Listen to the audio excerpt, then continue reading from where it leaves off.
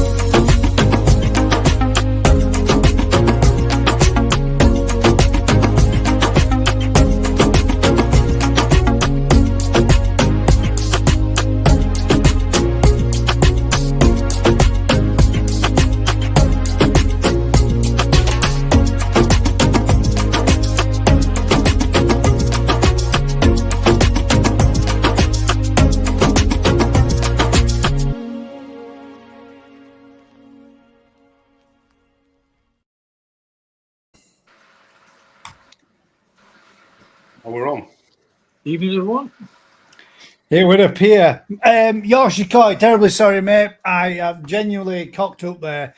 I tried to copy and paste and select over your comment in StreamYard and just right-clicked when I did and deleted. And sorry, I apologise. I didn't mean to do that. I have put it back up there and posted it, but you have posted it again, so fingers crossed.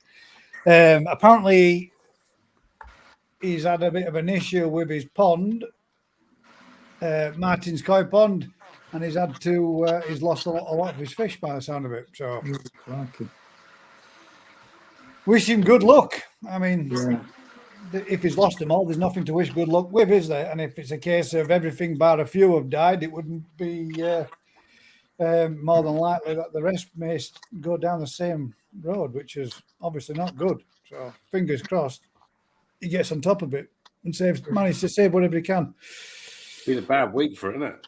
It has been a bad week for it, hasn't it? It's we've had Vicky from Bubble and Fins has lost her entire brood stock in a polytunnel that she was going to be using and going to be breeding from, and a lot of the fish that she'd purchased as brood stock, as stuff to use, and for it to go. Obviously, all these fish would have been going into a main pond which we were building and going to build this year. Yeah, and she's lost all that lot too. So it's not been a good process. He's in the process of peeing his entire setup. Well, the PP will not help with any bacterial anyway, regardless. If he wants to make sure that he's got everything out and killed everything within his system, then he needs to be bleaching it. PP won't kill it. If it is the bad one that we've come across and everybody else seems to be having trouble with in the past, PP won't touch it. No. Only bleach we found that works. Yeah, bleach is the only thing that we ever found that got anywhere near in it, and that was the push. CT will have some effect on it, but it's no cure. It's no long-term thing. It's just a band-aid. I mean, that wasn't necessary. Ripping out the entire liner, bleach would have done the job. Yeah, but to be certain, if it's cheap enough to be able to do and you can afford to do it, probably the best way. But as long as that's the thing in it. Rather surprised to see you on here, really. To be fair, though, Yorkshire Koi, with all you've had to say about me on your last live. Well, he's asking for opinions and help. Yeah, if you feel that this is a place to come out and get out there as public knowledge, mate, I don't mind you using my ladder to climb up to your heights. Feel free. What have we got to talk about then this evening, ladies and gents? Who won the election? Tamasabas and what, Rick? Who won the election? Who won the election? What, the election of? I voted right. Reform UK. I'm not going to lie, just because I couldn't vote for either of the other parties. I voted GKP, and I didn't realise. I didn't know. They couldn't find a box that, so I wrote me on. They got a massive amount of votes, but they got no seats there because it's all about spread, isn't it? To be fair, it doesn't make no difference, Susie. No. It could. The gents urinals is only one certain size, and they all piss in the same pot, mate. It is what it is. Yeah, but it's one of those things limited, aren't they? You've got to stir the pot now and again. Yeah, but they all follow the same basic rules. They can't deviate that far away from what needs to be done at the end of the day. But that's the same as that. That's like modern cars, isn't it? A modern car has to follow the same rules, doesn't it? Safety's got to be this big and this. So I think it could change. I mean, it just needs, the right person, doesn't it? I'm going to start, running. I'm just generally running. Ricky for king. But I think at the end of it, it's one of those, isn't it? We've got a democracy. We should be able to voice what we think. But then to get that amount of votes, because they're all spread across the country, they get no seats, so they've got no voice. Although 15% of the population voted for them, it's like, I'm not saying it's right or wrong. I haven't voted bonkers. But well, we're talking about football next. Yeah, no. I mean, actually, last week when it was all about the vote, we actually said we were going to do no politic talks, and Rick opens up with it. Boom. There we go. I felt I haven't seen my bed for like days. I've been worried about the vote that much. yeah. But I did manage to watch the football. Right, there's some things you've got to just watch. I was forced to watch it. Get this. My wife and my daughter forced me to watch football. Mate, you need to get more earrings. Something very strange going on in this household. Yeah, I'm very suspicious. No. It says they wanted quality family time, so they wanted to watch the football with me. Wait, you wanted quality family time? Why the fucking hell did you put football on? I know. My daughter ended up reading a book and the wife fell asleep on me. That is proper family time, then. Yeah, quality family time, yeah. Okay, no, mate. Catch you in a bit. Safe travel. Oh, I'm guessing you're still out or at work or whichever. Right then. We have got absolutely zero topics this evening, and I mean Zero topics this evening. I need to go to bed. Other than a few that Das brought up, which was, one of them was, is it okay to keep goldfish with koi? Is it ethically all right? Should we be doing it? Should we be breeding goldfish and crossing them with koi? That were one of Daz's other questions to move into the second stage of it. They're basically similar species, aren't they? So yes, you can keep them together, but there's no point. Why wouldn't you? Yes, they should be viewed as equals, not inferior. Yeah, equal to some respects, aren't they? Yeah. It's there you go. Look, Dr. Kempo, no goldfish, please. See, it's one of those, isn't it? A lot of people don't think the two should be kept together. Same as I don't really think, for me, sturgeon and koi should be kept together. That's just because the sturgeon are ugly and koi are nice. But there's a massive difference there, though, isn't it? Sturgeon. Oh yeah, there is. Sturgeon require a different environment to koi, whereas goldfish, which makes it more difficult for keeping koi and sturgeon together. Whereas goldfish, double-eyed bastards that will probably make through everything that your koi wouldn't. And why is it okay to keep Tamasaba with koi, but not other They're goldfish? different, Daz. They're different. Yeah, they're different. They've got a different name. They have. Single-tailed Vikings is another name, but all right, the next one. The question to add to the goldfish: is a black moor or black moor a goldfish? Because Daz says it's a goldfish. Good evening, Crafty. Crafty, what do you call your black moors? Do you put it under the name black moor or black moor goldfish, or did it just say black moor? I don't know. But Crafty's gone outside and he's been robbed. Oh, that's it. That's it. He's gone. Say that again. A black moor. I nearly said it. Damn it. A black moor. Is it classed as a goldfish? Yeah. But it's not gold. Doesn't matter if it's gold or not, does it? Well, is it a black moor fish then?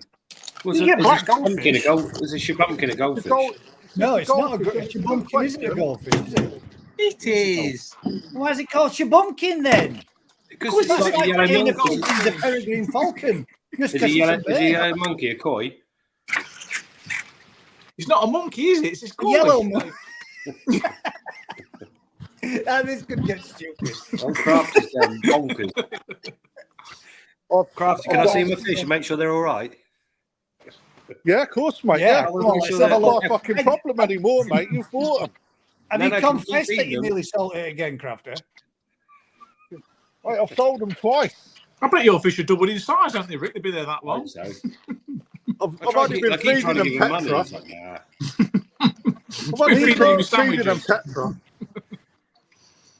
Lebo's koi pond says, what fish can't you keep with koi?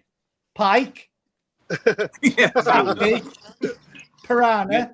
We had a customer that had eels in their pond, and they kept putting koi in there, going, "My koi keep disappearing, little koi." And I'm like, well, I don't know, maybe you got a kingfisher or a heron. He goes, no. And he goes, yeah, but I got some eels in there.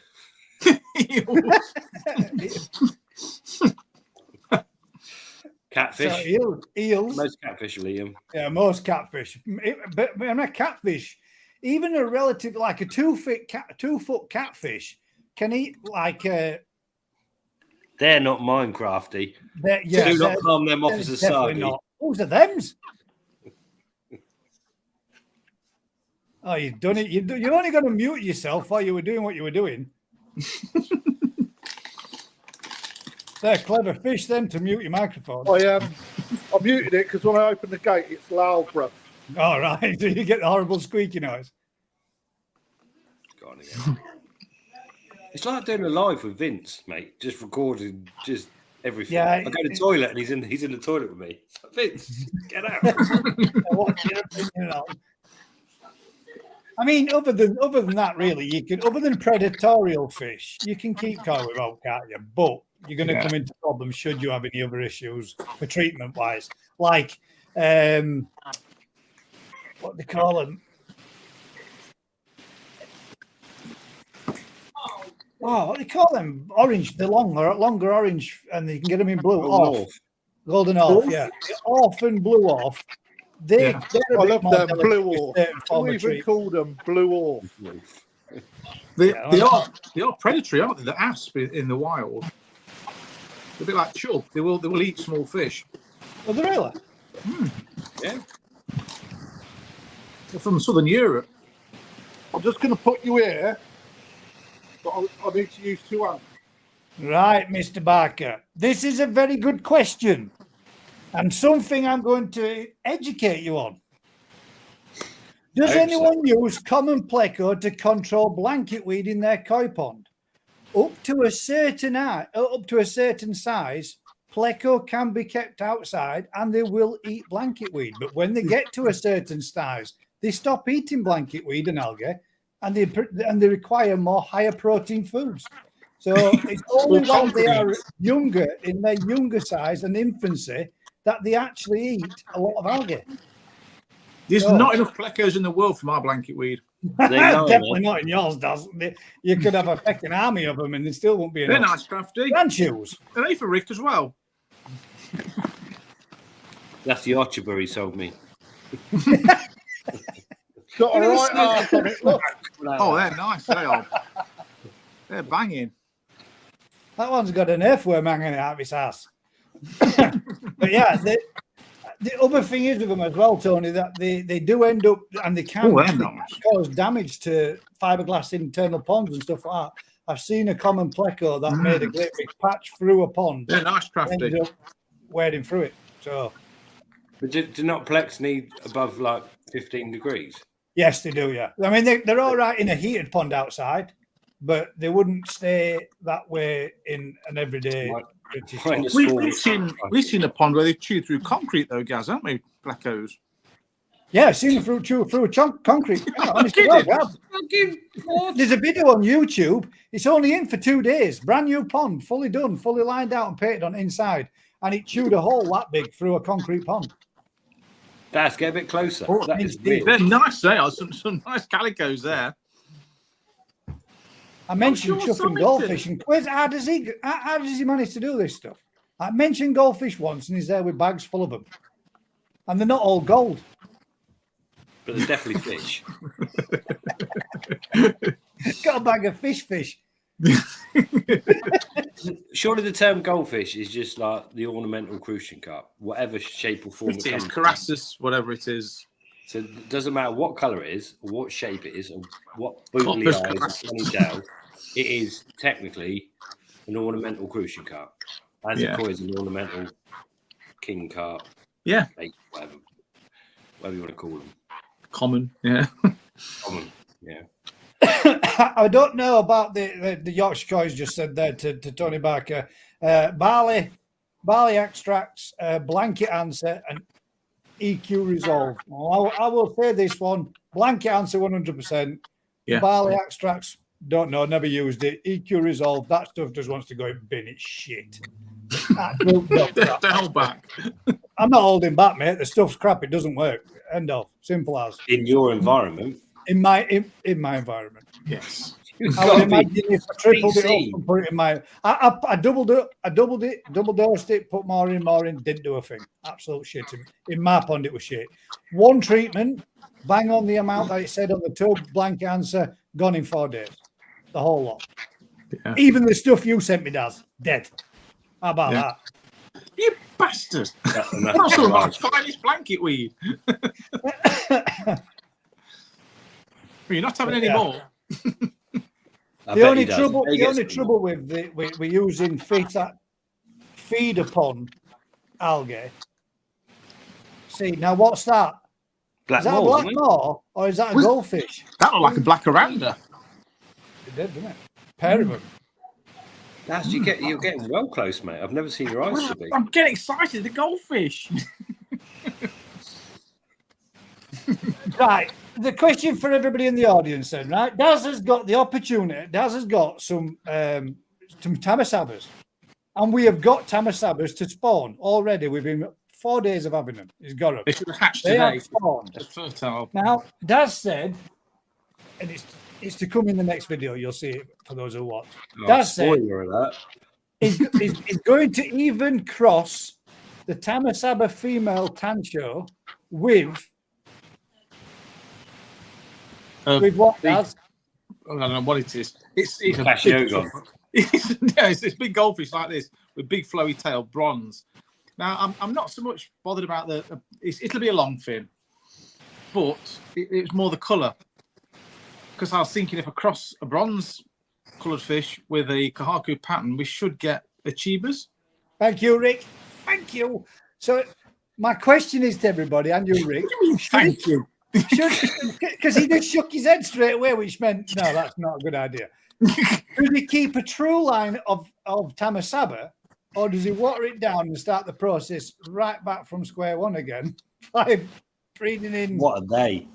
Tamasaba. Aliens. Beautiful. Tamasabas. Yay. Aliens. High back Ryukin. Whoosh! High back Ryukin. High back, yeah, Tamasabas then, yeah. Tamasabas are basically a Ryukin, yeah. Honestly, mate, you've got so many fancy goldfish.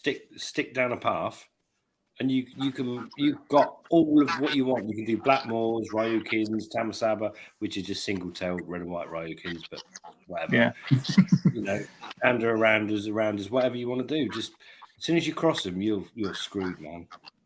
Right. Well, we'll shelve that idea then. That's it. I've had it from the top. Everybody's saying, "Does stick with the Tamasaba. Just stick with the Tamasaba. Just stick." See, that's the only one. The rest of them are all ugly little ugly things. That are all... You nearly swore it. I nearly did. So what if he does? I've seen you with that. So what if he does? Mum does it every 2 seconds. No, she doesn't. Yes, he does. Oops. Sorry. I nearly did. I managed to control myself. Harry's mum does it every 2 seconds. Yeah, but then I don't want mum swearing at me because I swore in front of her son. So we'll try not to. She knows more swear. She's all right. Try one set only. This is what I thought too. Stick with them. See what they produce. If they produce some good stuff, everybody's having a Tamasaba.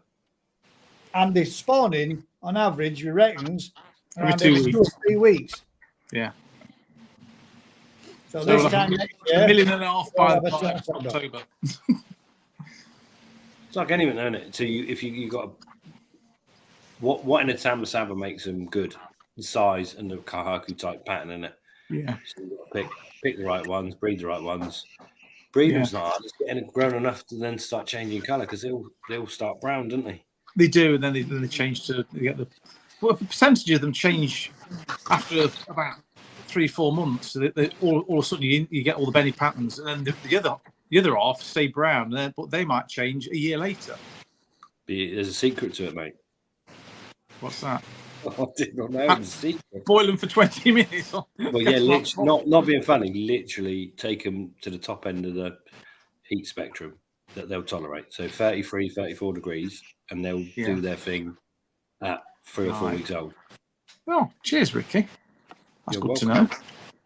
I stopped doing fancy goldfish. I'm not doing them anymore. Someone's got to do it. But yeah, it's literally you can encourage it to happen a lot faster, and then you know what you're keeping, single them out. Yeah. And especially if you keep them for brood stock next time, it happens quicker. You accelerate the process. Yeah. We used to do it with Sarasa comments.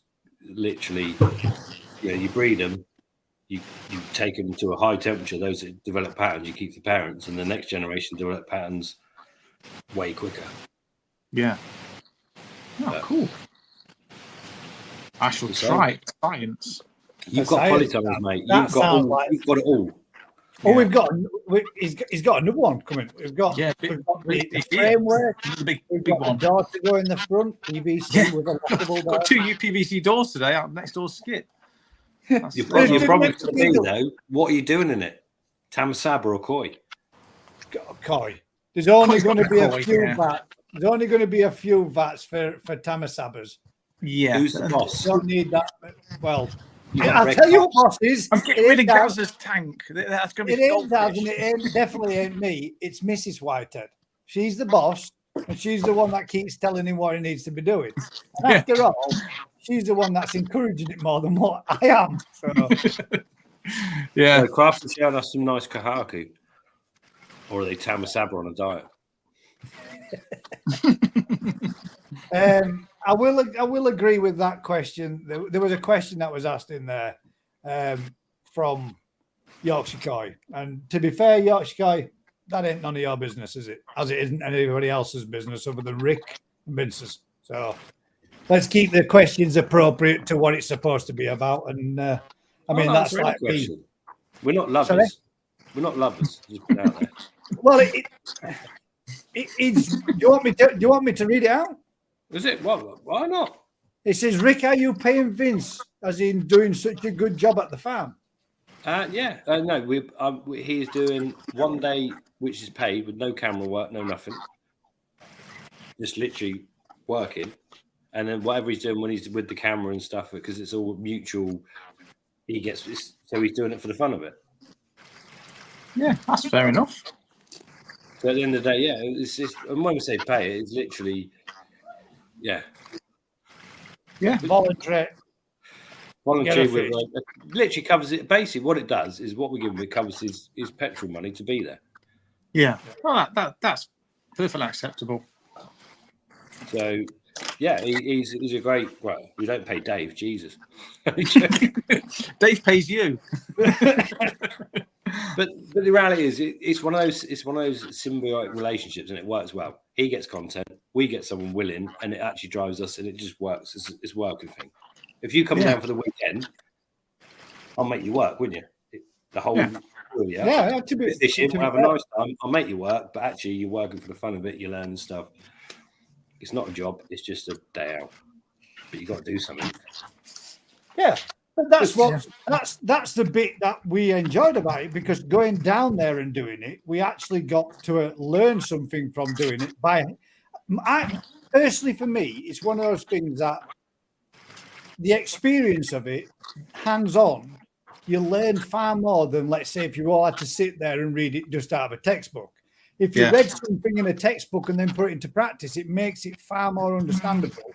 But it's even quicker for someone like myself just to do it hands-on. Just to see it, do it. And see learn more and doing it while you're doing it. Same with the hand spawning. We've learned so much from Ricky. Oh, go on then. Sorry, we're just negotiating wine gums.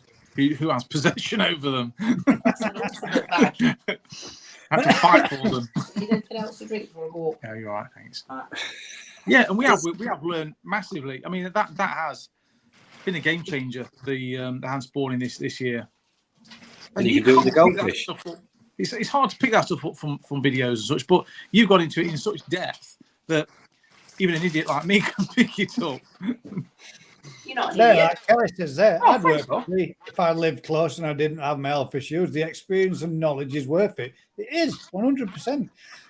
For me, more than anything, I would 100% love to do what you're doing, Rick. And both me and Daz work outside. So we experience the freezing cold. It's shit, damp, wet, miserable. We're used to it. I live up north, more than you guys, more up north. Not as far as some, but I experienced more than my fair share of rain.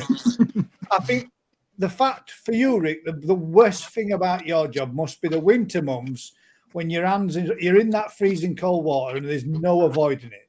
Yeah. That would be the worst bit about it.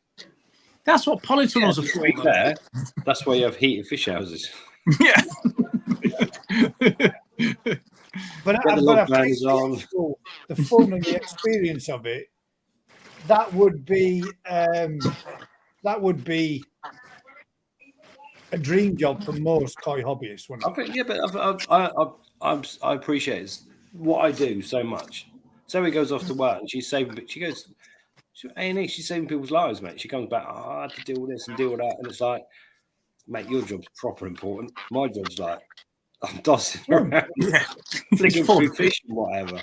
I get it, but yeah, it's just the problem is there's no shortcuts to it. So I could work 12 hours a day every day of the year and still not realistically be where I want to be, because there's no machines, there's no way of getting around it, and you get other people to come and help you, but in reality, it just takes time. It is a long process, and it is everything about it is hands-on time. Yeah. when you're draining a pond down, you can't fast track it. It takes what it takes. Takes what it takes to grade the fish, sort the fish, see the customers, deal with everything about it takes time, and there's no cheat code. No, it's just time, and at that time, obviously, you can earn decent money for a little bit of that time, but most of that time, you're not earning great money, so it's not a well-paid job. I'd never get Ezra to do it, although he loves coming to do it. Yeah, I'm trying to discourage it, but you know, there's professions, there's things you can do in life, and you can earn good money, or you can do something that you love. Yeah, and if you're lucky enough to do something you love and earn enough money to survive, bang, that's a great. Yeah, you're a happy man. I'd love to play football better, and then I could earn a lot of money doing something I love, but I'm not good enough. I think a lot of it, Rick, at the end of the day, if you can be happy in your work, regardless to the pay, there's a lot to be said for being happy and content in what you're doing. 100%. Yeah, I've got no deal. There isn't an issue. I'd quite happily go to work 3 o'clock tomorrow morning and stay there for another 18 hours. Yeah. I could do 100 hours a week, and it's not a problem. My issue is I get I get pressure from other places where, you know, I need to spend time with us. I need to spend time with her. I need to do family stuff. And of course I do. And I love that. But yeah, I'm one that will go to work. If any spare minute, I've got to go to work. It's a juggling act, isn't it? This is the thing. Trying to keep everybody happy. I get how lucky I am, but that's how it is, isn't it? I can't change that. Let's just get on with it. Yeah. There's a lot of people there saying, I love my job, but I'll never be rich. Well, I hate my job. It's shit. And I hate it with a passion. And the guy that I work for. And if you're watching, now you know. That's the thing, isn't it? The quality of life is so I've much done it more for that important long, than though, worked in building trade. I've got to that point where I just don't enjoy it at all anymore. There's just nothing in it. I love working for the customers. I love doing the jobs and putting stuff right. I love seeing a customer's face when they think, there's no way you can mend that. And then you mend it and they go, shit, man, couldn't even see what it was. That's a bit I like. Yeah. But the hassle of going through the same jobs again and again, look at that.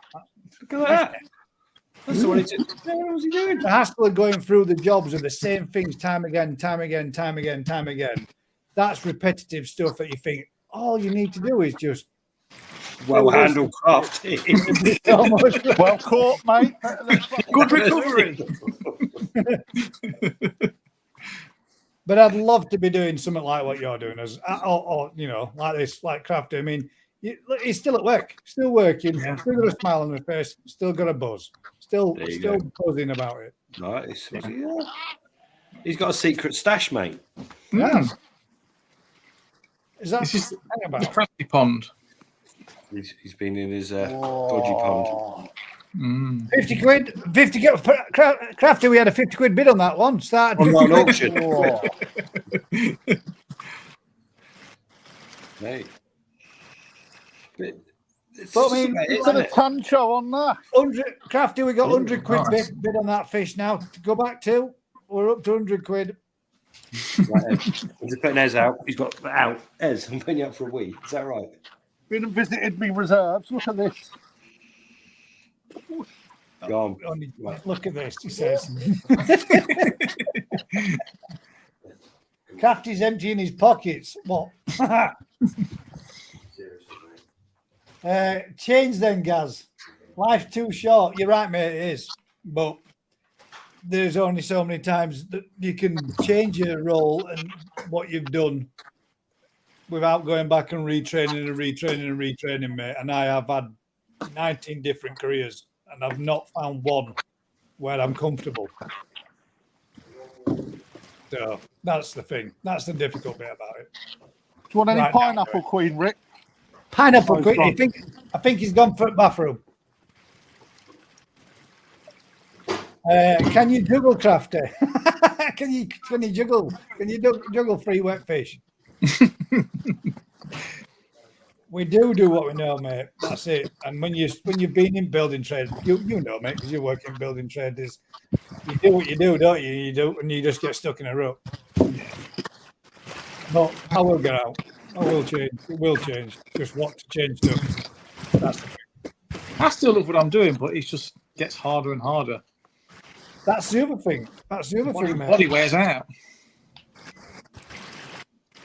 You got to realise at some point. Daz does landscaping. I'm a cosmetic repair engineer.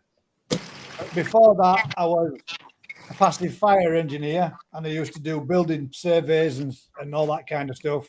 And before that, I was in fire service. Before that, I used to spray cars. Now I fix stuff that's broken.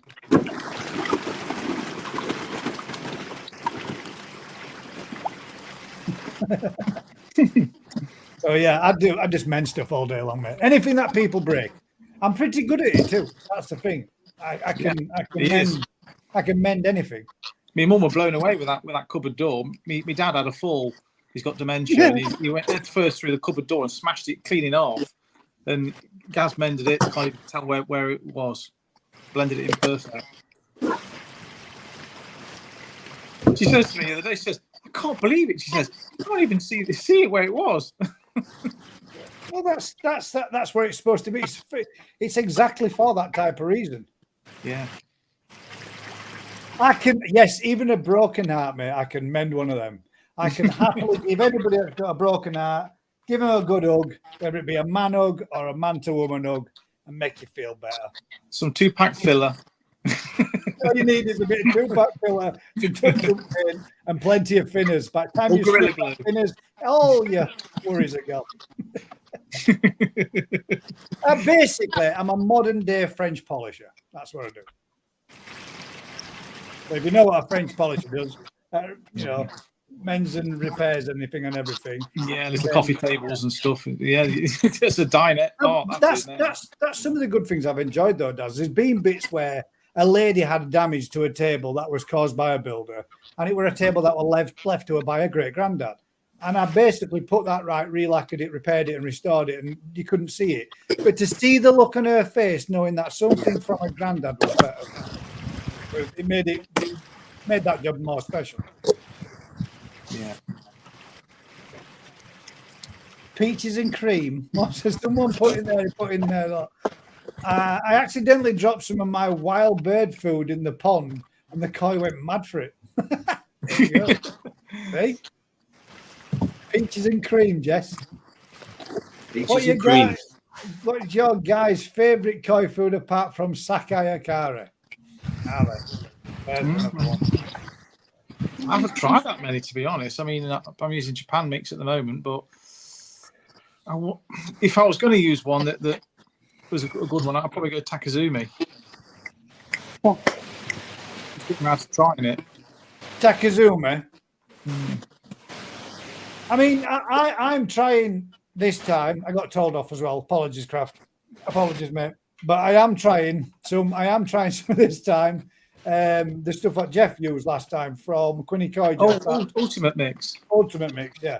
I'm giving that a go just because I really needed some. I needed some to do it. I didn't have a choice. It was a case of get some, needed some right there and then. It was 4:45 on a Sunday. Shut at 5, so it was like panic. We had no choice.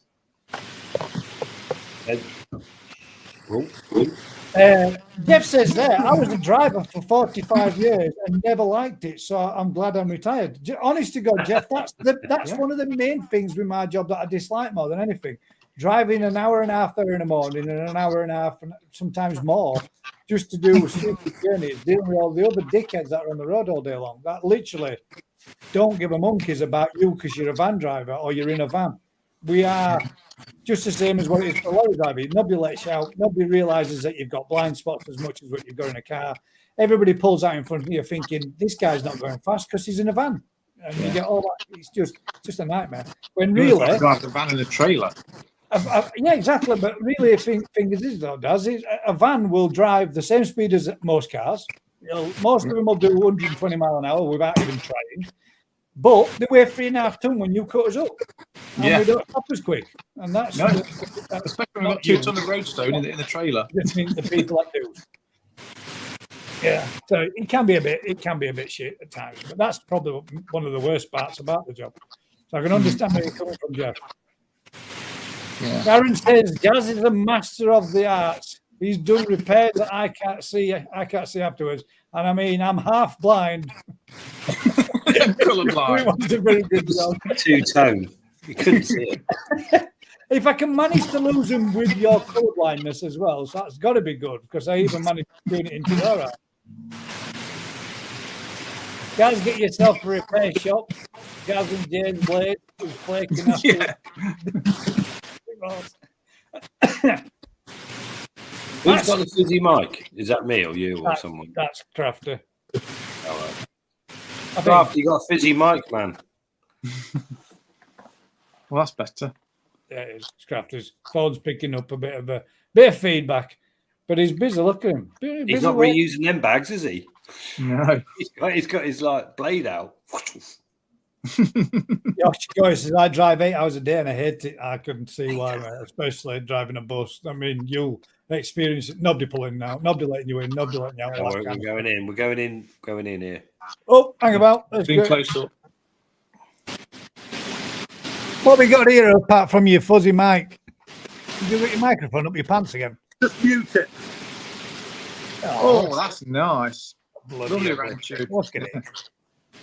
You know what you want to do with that? You want to put a 6mm koi pellet in its mouth and see if it chokes. Don't be Not mean. very nice, is it? No. They're beautiful. Crafty. Is that a Ryukin? Yeah, lion head. A lion head Ryukin, yeah? Lionhead. No, it's a rancho. It's not a Ryukin. Well, I asked a question. I weren't making a statement. I asked. Feed one to that Alsatian behind. See, he's licking his lips. Ryukin, I got the high back. Ah, right. So they've got, They got no dorsal fin. Crafty. I see the dorsal fin. so There isn't any. that's not the one that they've crossed with the Tamasaba then. No. You got to mark that down. It's got no dorsal fin, man. I'm not thinking much of the koi appreciation this evening, Crafter. You'll like these. These are a bit more up the street. I'm loving them, Crafty. Other end, please. Oh, those are those golf ball ones looking like things. Oh, no, it's Oh, not. pill scale. That looks like a Ryukin. Mate, they're banging. Look at that. Yeah. Nice Yeah, shoulders. They're Ryukin, yeah. Are they? Good long body. Now they're looking more not like the best one. Tamasaba, so I'm down with this, Crafter. They're looking more Tamasaba-ish shape until you So they are start showing. Tamasaba, but they're the double-tailed jobs, aren't they? Yeah. What do they call them? They're Shoku or something, aren't they? Or they give them a different name.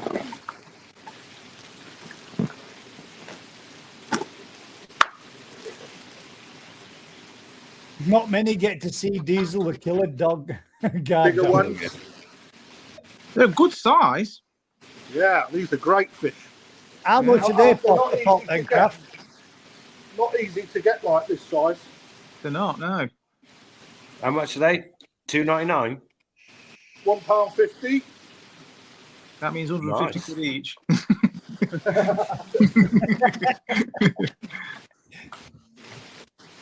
Which is about, they're going right for a good fish that size. What is this? GGP? GGP.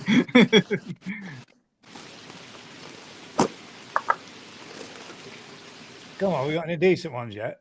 Oh, I'm still pulling out. Oh, look at that thing, Oh, man. mate. that's That a literally monstrosity. looks like it. What the hell? That's a Yeah, real I don't weirdo. like them. I like goldfish, but I don't like that. Weirdo. Weirdos, mate. It looks like No, a frog. Sorry, man, but that literally Yeah. looks like it's been flicked inside the head and its eyeballs popped out at one side. That could be fed to the dog. Yeah. Don't Well, tell it's me you got been one bubble eyes. put whatever they're bicycle called. pump in them. Sorry, when you're right, it does. It's like it's been inflated to 15 pounds and it should have only been at 10. Oh, they Them, are them ranchos. They're beautiful. Looks like seaweed. That's beautiful. That is. That's nowhere near as nice as the Blackmore I give you. And Absolutely my Blackmore's banging, bigger man. than that. That's lovely. That is. There's some skill producing there. Pure jet black, man. Yeah, I don't think I've ever seen a jet black one before. Well, that's quite easy to make that, though. You just cross the That's a Blackmore face you with could one kiss. with the Ranchu, and that's it. You get black ones. You get round ones. They're pretty good. Yeah. tadpole. I've seen plenty of bronze ones, but never black like that. Black with like the Benny on, but not just pure black. Hey, you got that. Hang about. I shall have to take this more serious. He's got his glasses on. Size of that thing, look. Well, that is Dogs nice. after that one. Yeah. It says, look, I just put my glasses back on, and I couldn't see it. Why does it took so long to get some of these crafts? These are beautiful. They're so hard to get good ones, man. Yeah. This one. Oh, that is nice. I knew there'd be somebody else that'd be liking these. I'm loving them, Crafty. Absolutely banging. Yeah. I think I might have to make a visit down to see you, Crafty. Oh, God damn it. We're going shopping for gold. You could pick up your Shiro when you're there. Yeah. He's already got it. You got it, Yeah. It's 50 cm. Is it? He travelled all the way to Yorkshire and I drove it back to Nottingham. It's well travelled. What is the best water testing kit? Sorry, Gary. I did see you put this in earlier on, mate. Look at that. That one's What's that? Double eyes. bobble-eyed one, isn't it? Personally, mate, I think the best, simplest testing kit out there is the NT Labs. The paper, liquid up or paper strips. I don't think those paper strips are much cop, mate. No. You get something like right, but you don't get anything that's really that good. So the liquid ones are far superior. 100% liquid Colombo or NT Labs or Tetra. They're all basics. They're all good base. They're all very similar to each other out there. They're much for much. Tetra's a good one, although it sounds a bit of a naff name. You think, oh, it's like cheap gold food, but yeah. All right, that's what it is. That's what that stood for. What's this? Gather's Goldfish Pond. So that's GGC, Gather's Goldfish Channel. NT Labs all the way. I agree. I think the NT Labs is a relatively simple one, but the other ones are much the same. There is one that's the Colombo test one is a bit more comprehensive, technical because it's got loads of powders that you add to this and that to over and everything else. I've not heard much. Oh no, Celestial. Oh. Where's these from? I know where these are from. That's what Deputy Doggy is. Can I ask a question, right? If I was to say, are these from where I think they are you going to say yes or no, Crafty? No. Have you got any pom-poms, Crafty? No. No. What I'll do, Gaz, tomorrow I'll blue bowl them and I'll send you some vids, mate. Oh, You've just made me. We're going to have to come down and see you and then call back to yours afterwards. Yeah. Yeah, that's not a bad shot, actually. Yeah, I'm up for that. Are they all Japan? Are these all imports? Yeah. Ooh. I didn't realize. I know you said you were getting some new stuff in, but I didn't realize it were going to be so soon. They're nice. They are. No, they're not. They're ugly. Definitely fancy goldfish.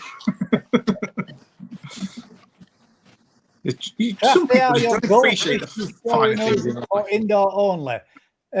Claude, most of these goldfish are really indoor fish, but you can keep them out in the summer months. I have kept fancy goldfish outside, but they don't necessarily like the temperature drops towards winter. You're better off if you want to house them outside for a few months in the summer, which they can tolerate temperatures down to like comfortably 10, 12, 15 degrees. Happy and around there, but much more lower than that. They tend to have a bit of trouble with swim bladder issues and that kind of stuff.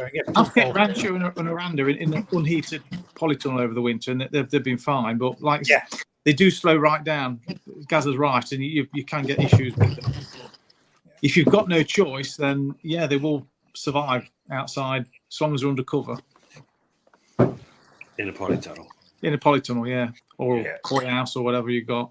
Anyway, we just keep that chill off at water and stop it getting too cold. I mean, Daz has got a Blackmore now down at his farm from me.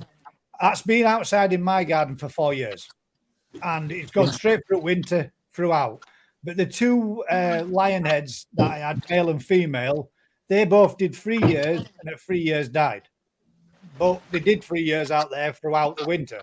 and that was down to temperatures like -2, -3, -4, but pond temperatures of about 4 degrees. And they survived for 3 years. The black morse still alive and has spawned out as of this year, and that probably did 4 or 5 years. So Yeah. and that was about the size of a creek. It's about half the big fish. They're not thriving, but they're surviving. Yeah, that's that. Yeah. Honestly, mate, yeah, that's it. But they was in my daughter's tank, and they got way too big for indoor tanks, so they had to go somewhere, and I didn't have anywhere else. I couldn't put them in with the tropicals because the tropical tanks were filled with tropical fish at the time. So Dave Straight says squash something like in the garden, thought it was a large slug. Almost in the eyes. They're horrible, aren't they? Jig says 29 likes, 144 in. Come on, guys, smash the thumbs. Yeah, I appreciate it, guys. If you do, I think it's full of goldfish, man. I don't like it. They're current a minute. Yeah. Don't do it. This week as well, I actually did do something a little different because we didn't decide on what type of fish to do for the Koi appreciation. So what we did do is I posted in the Facebook group asking people to share pictures of the ponds. So we will have a look through those. We didn't get too many sent in, but we did get some sent in, and some of them pretty damn nice. Some that have appeared before, some that you'll recognise, obviously. I can't get on your Facebook. I think you banned me from your Facebook group. I sent you an invite, and you come back saying Rick has rejected you. I'll send you an invite, mate. It's about no. I'm not allowed because we're a page. We're not allowed on groups. Because you're a what?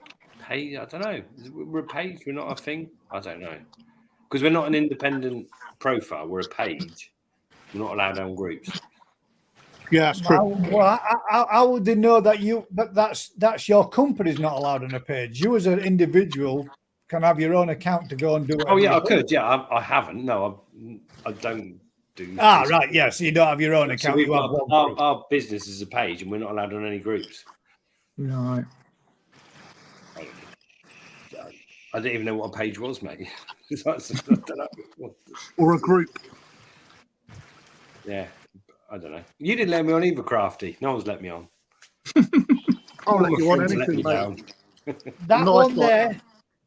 Gary's Koi says, I tested my water with a Columbo kit and took some bottle of water to a dealer. He used paper with different results. Confused. Yeah, well, and the next comment underneath there that says, Gary, change your dealer. I agree.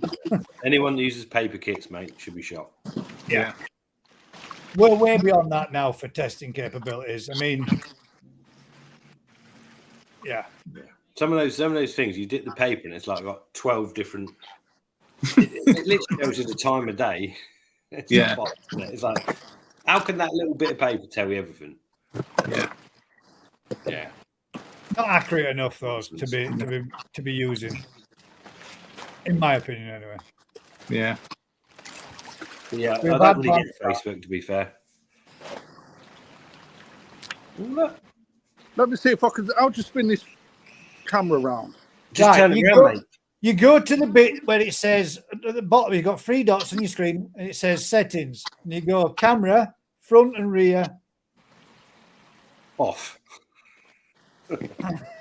Now we're still. I've got wet hands. It ain't working with wet hands. Yeah, you did do. You started doing, but.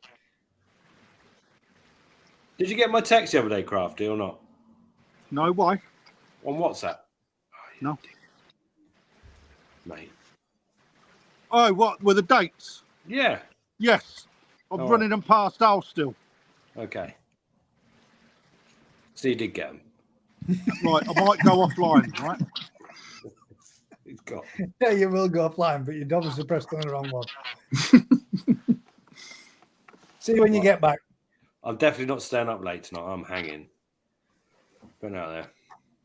You're just putting it out there. Yeah, it's not going to be a late one this evening, mate, for myself either. We've not very many questions, so we're really just going to sit here nattering and talking shite most of the night. I know, but then we end up till 2 a.m. talking. It's not my fault you talk a lot of shite. You speak it a lot and listen to it. you carry it on. You do. You do it. keep saying, I'm going now. Then you disappear. Yeah, you're the one then you pop back up again. Yeah, he's right, Daz. I'll agree. You're the one that says you're going for an hour and a half till it works out a press button to go. Yeah. And then normally leave like this as you go. Sweet Acre says, hi guys, Daz, Rick in the chat. Thank you very much for joining us, Christine. Jeff says, Crafty, Crafty, are you doing Newark? I don't know if he is, mate, but we will find out. He will be. He's loving it. Strange choice of test kits for a dealer. I agree, Claude. Rick, did you not reply? Same for me every time.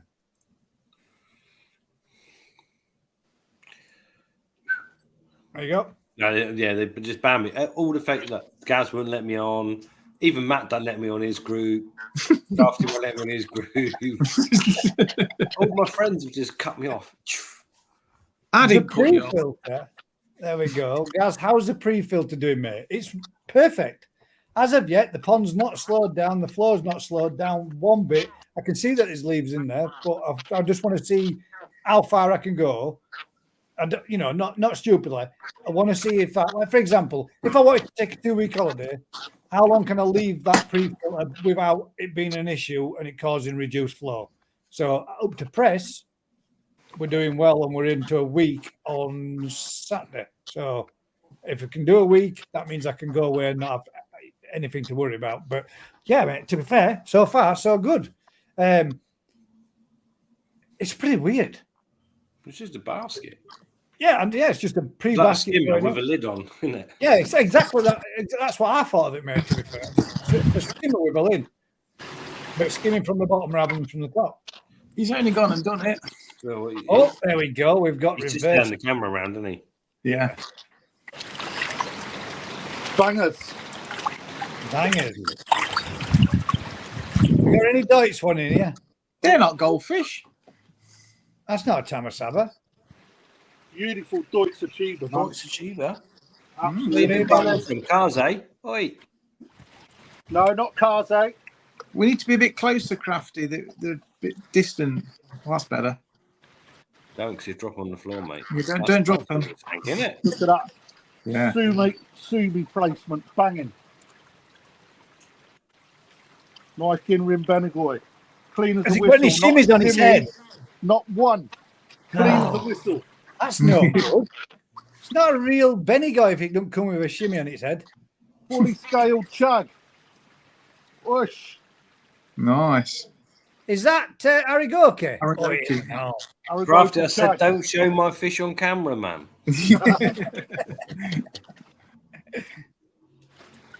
Absolutely show-stopping shower. Look at that. Yeah. Absolutely banging. I can't see you, so yeah, we got some right old pieces. Mm. very good, very nice. Yes. Very Nice fish. good, very nice. It's Crafty, Gromo. Look at the Gromo on you. Oh, yeah. Yeah. That were Rick's as well. He told you not to show his fish. Who you duct tape him with now? Everybody knows what he's got. So, Crafty, you got to tell people like how much you're selling them for, because people want to buy these now. Yeah. 20 quid each. Seriously, how much are you selling Look them at for? that. That Deutsch. Deutsch Achiever again. Mm. Quality.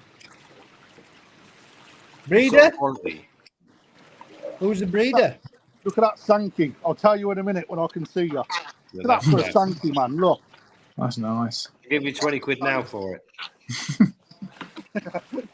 Watch that dog before he has a mouthful of them. And one of them only becomes 5 quid because there's only a quarter of it left.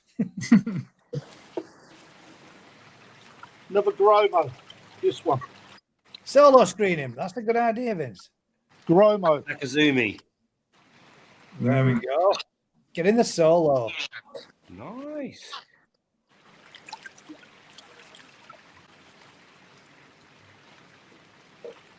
Look at that. Oh. We have a question from Mr. Tate. Come on, Crafty, use them hands. Yeah, don't push your luck.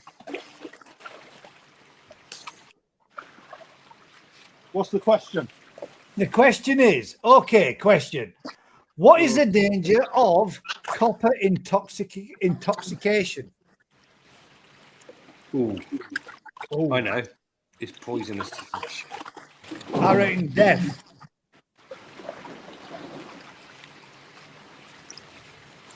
And what other poisonous metals exist? Lead, Jesus. cadmium. There's this Mercury. Mercury. That's definitely not a good one. I don't think aluminium's good for them, is it? Or No, zinc? aluminium Zinc, isn't. definitely Lithium, that's not good for them. We could go crazy and say potassium. What? Metal? What's going on? Unobtainium. Yeah, the most common sodium. Isn't that sodium's a metal as well, I think. Potassium. Yes. Oh, Yeah, that's the thing. This is the bit I don't get at Koi events. This is the bit I don't get. There are some medication that contains small amounts of copper.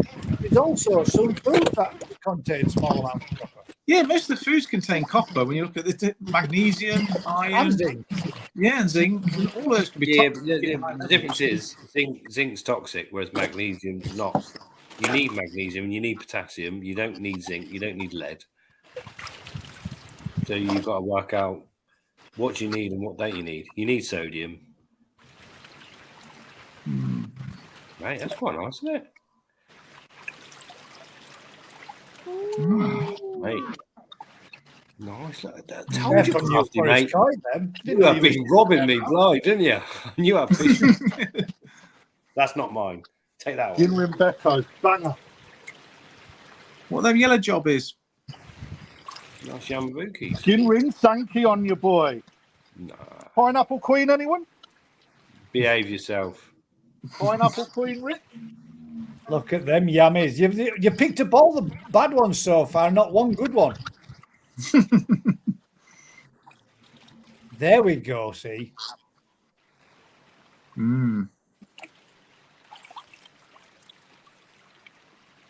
They're not normal yammies, mate. No. They're the missing batch of golden monkeys from Dainichi. They are. The missing link.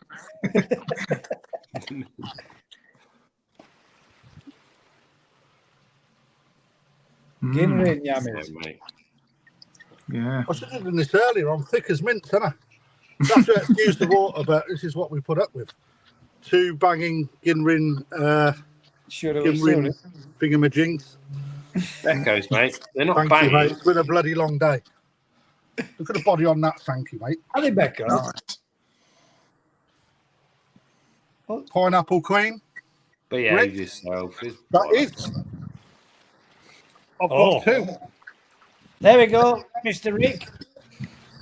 Mr. New Forest, what determines the colour of koi? And don't say it's mum and dad. Is it chromatophores? Find the question a bit more, doesn't he? Yes. Could we refine your question a little more, Mr. Tate?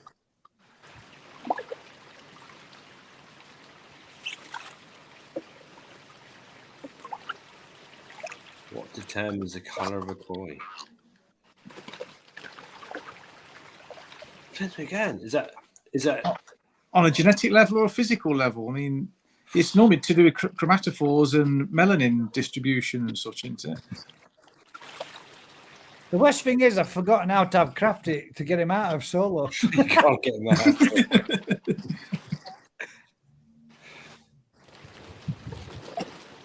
There you go. So basically, the genotype is what you're going for, determining the colour of koi, but the phenotype is what they show. But the environment, I reckon, plays at least 50% of what the phenotype expresses. Yeah. So the phenotype is expressed by the environment. The genotype is what you're going for with the genes you're starting with. But you could also say colour food. And to be fair, Alan, a colour camera, not black and white. It's quite old. We did just put that. If I do that, guys, I would be answering the question myself.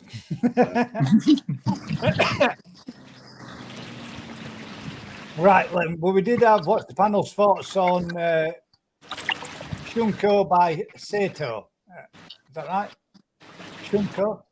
Shunko, that's the new variety, isn't it? It's not a new variety. Well, that's Vicky's latest thing. It's an original variety they've given a new name. That's a Marmite fish. It's not like a golden corn, isn't it? Or variant of the golden corn. Metallic thing. Yeah, it is. It's more the metallic hue that's its selling point. Certainly ain't the pattern. That one.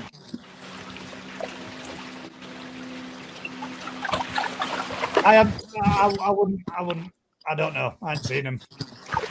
They're like Probably metallic. Got nothing much to them.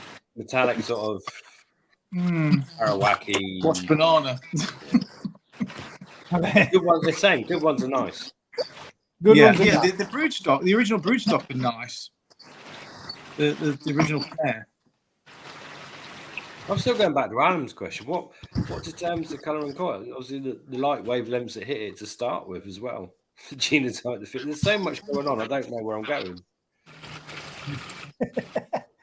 Well, he hasn't said you're not wrong. I'm guessing that you would have covered it in some of what he said.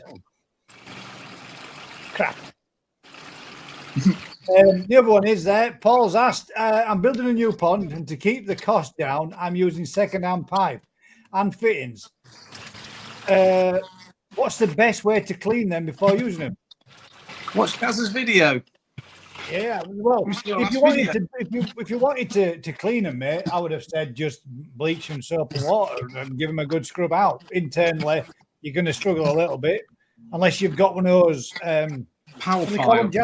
One of those attach them to your jet wash, but they send out jets like in all directions like that. And you can put them through, blast them through your pipework, and that gets them pretty damn clean. Rest of them, mate, I would scrub them and clean them, but with non-abrasive material, because the more you scrub and clean, the more that you give algae the footings it needs to get into when you scrub some plastic-wise. For you, when you're doing your pipe work and you want to reduce any joints that have been solvent welded, check out my last video, mate. I show everybody how to do it, how to separate one off. And it's all about being patient with the heat gun, warming up the joint to get it warm enough to not warm the outer joint that you want. It sounds like a bit of foreplay, doesn't it? Well, it is in a sense. You just got to be careful. Warm it up too quick, and it's all over and done with before you know it. It's all goes floppy.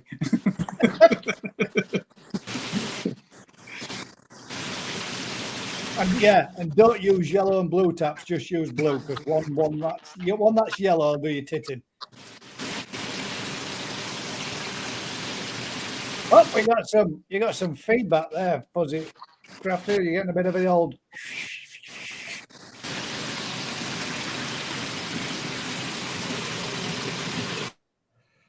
That's why. Beautiful. That's why it's all those goldfish making funny noises in that Did you tank. pick on them goldfish? Mate, they are shocking. Look at the state of the eyeballs on them. Stunning. Absolutely stunning.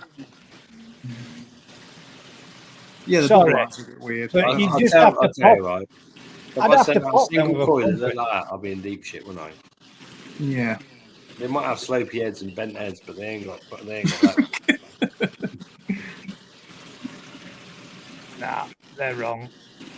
Yeah, the celestials and the bubble eyes, they look weird. They look like something alien, don't they? Yeah. I'd be frightened that they're bursting their eyes when you pick them up.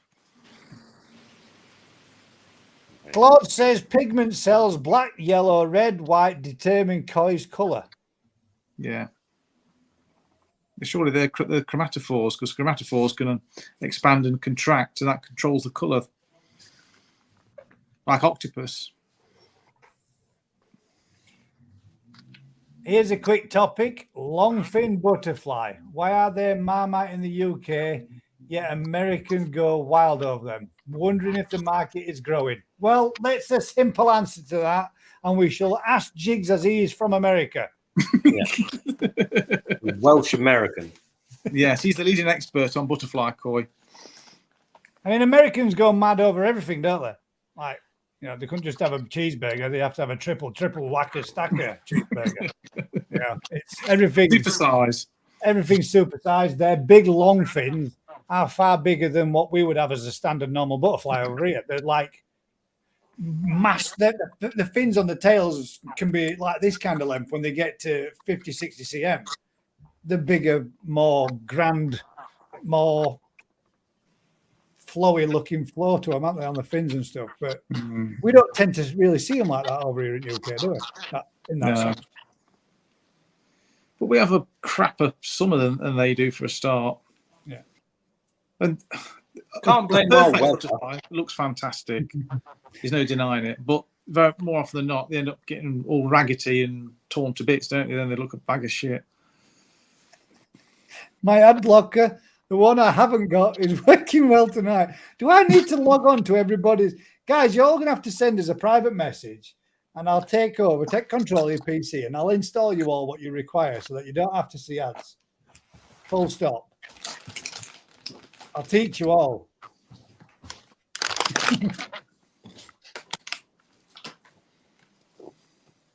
But, you know, I mean, I think they're nice. I do think they're nice. I do think they're pretty, a butterfly fish. There are those that think they are abominations. But, you know, each their own. It's what makes the hobby the hobby. Yeah. I mean, I remember this person that's saying they're abominations saying the same about Sankeys, but quite literally took one to the show and got a result with it. Yeah. People can change. Everybody thinks slightly different about certain things, and then your thoughts and processes change. It's like you can eat certain foods when you're a kid and you think they're horrible, like me, sprouts, disgusting. I still think they're disgusting now, but there are other foods. But no, because there's other foods that I thought were disgusting as a kid that I've tried again now as an adult, and I like them. But I'd never known if I didn't have an appreciation for them. Give it another try. So you never know, Vince. You might really like them if you put one in your pond.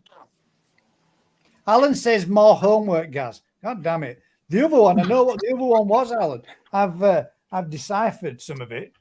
I did send it yet, but I don't think you got the message. So we shall go with Tsuya, which is skin's luster on a fish, and Terry, which is the shine of a fish. That means last month's homework is complete, and I now need to take this week's homework on and start again to find out what brings out the color. Okay. Can we distinguish 4 types of pigment cells? Oh my God. Daz, go on. Can we distinguish 4 types of pigment cells? Melanophore? What? Melanophores is okay. Go on then. Melanophores, iridophores. Yeah, shit. That's it. I'm out. Yeah, no, he's wrote them all there. Can we distinguish 4 types of pigment cells? He's put them in there. 1, 2, 3. Melanophores are obviously the dark cells, the black cells, which is Yasumi and such. I would think. Then iridophores are your shiny, reflective cells. Are there any more on there?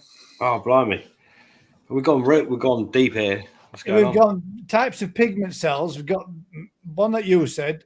Iridophore, xanthrophore. We've got black, red, yellow, and shine. Yeah. So melanophore is black. Iridophore is metallic or white. I don't know what the other two are. I know xanthophore. What cuts out? That's yellow. Yes, it is. Yeah. It's magic. I've not heard of the other one. airy. No,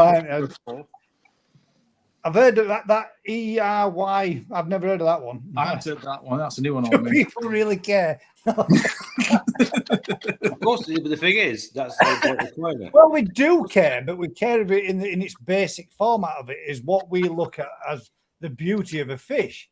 So, not directly under the scientific or that type side name of it, but we do for what we look for in a koi. So even in them, you've got a couple that are just from like natural pigments that from inbreeding, some that can be affected with color foods, some that actually can't be affected with color foods.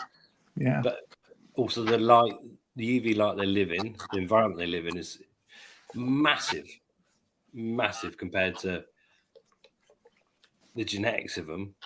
So yeah, what's he got there? Bubble mixture. Liquefied bananas. banana split. I couldn't even. Split. I just saw Daz eating his bananas earlier, so I thought I'm going to vape some bananas instead. Anyway, as you were it before, yeah, the whole thing of it's occurs in everything, there, doesn't it, Rick? Like a melanistic creature is all black, like a sheep. A black sheep is a melanistic form of sheep. And you even get it in plants. You get dark purple leaf plants. They are basically a melanistic plant.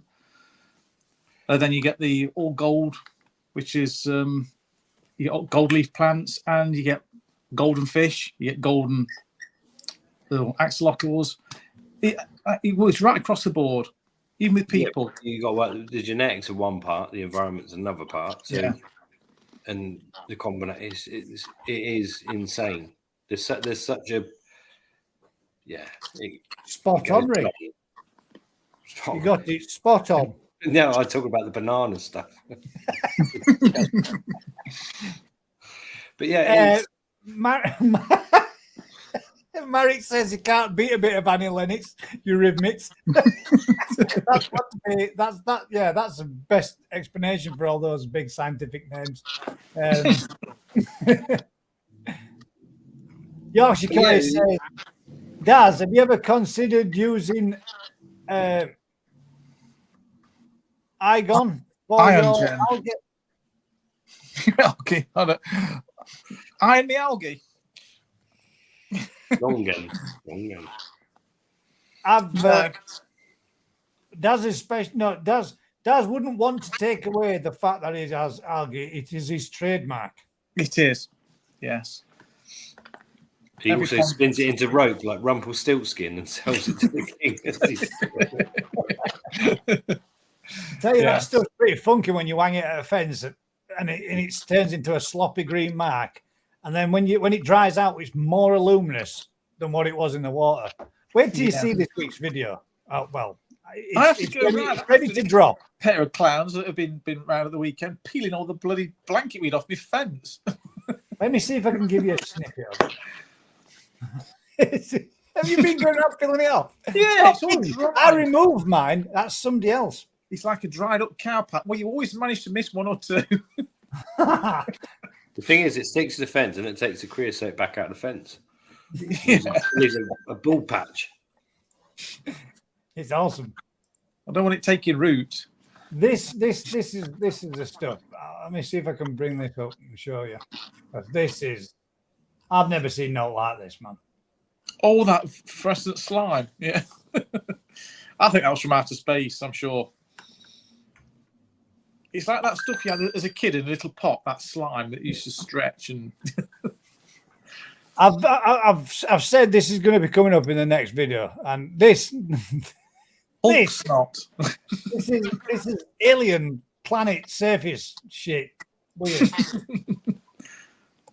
But do you know what's bonkers, right? That's just algae, isn't it? Yeah. Until the most expensive ingredients in your koi food are both algae. Algae, spirulina, yeah. Spirulina and Tamasaba comes from both different types of algae. Yeah. So you're paying a premium for that shit in your koi food. You imagine how long it takes to make all that with a hairdryer.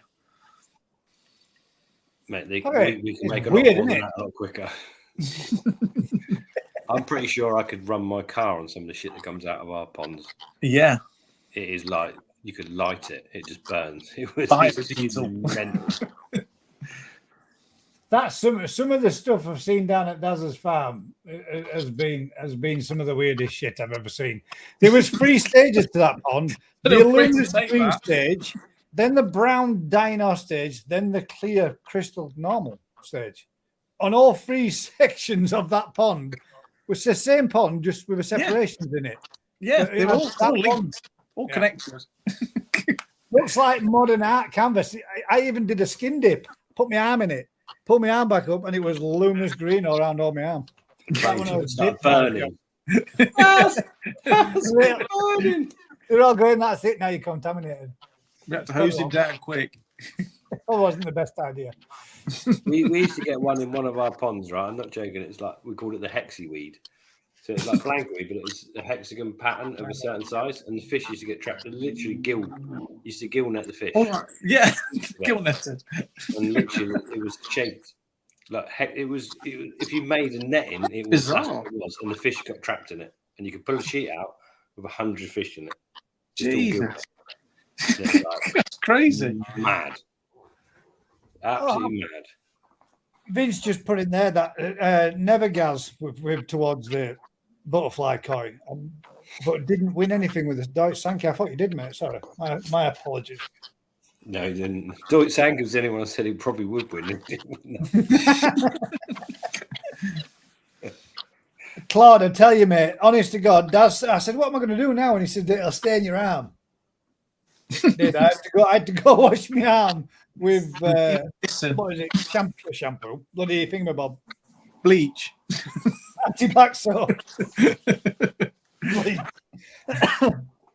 Yeah, they are. But some of the algae are absolutely insane. Literally, we got some ponds that go black. You scoop up in a net, you put the net out to dry, and it just turns bright red, like the most insane. It's weird, isn't it? I've ever seen. Yes. How's that happen? So much variation in it, isn't there? It must be different water chemistry. It must be slightly different in each one, and because Just whichever one gets going, doesn't it? Whichever algae gets going, and you're off. Yeah. But yeah, we've had it when we've been fishing the different kinds of blanket weed. Some of it's like great big pillows of the bloody stuff, and others it's like string. Yeah. strings are on. You just pull one, but it's different. Coming in it. Yeah. That one on there though, there was some big bubbles of it, and when you hit it with someone was bursting them. Somebody was bursting them, and they were going, and then spreading out. Yeah, it was funky stuff. That whatever it is. There'll be one scene you pop it, breathe in the spores, and you'll be on Plough Planet. Or die in bed for a fortnight with some chest infection. Right then, we do have a question or two. I'm lying. There was one from Ruth. A question for each of the panel. What started you keeping koi and working in the koi working in the koi hobby? Do you have any particular plans or ideas for the future with your ponds and your koi? So, Rick, what got you into keeping koi or working with koi? How did it come about? I was a mad fisherman. And through that, found out when I was a kid, they were breeding fish where I used to go fishing, which is now New Forest Koi. As a kid, you went there, I just mad for it. Not anymore, I'm not mad for fishing now, I'm just mad.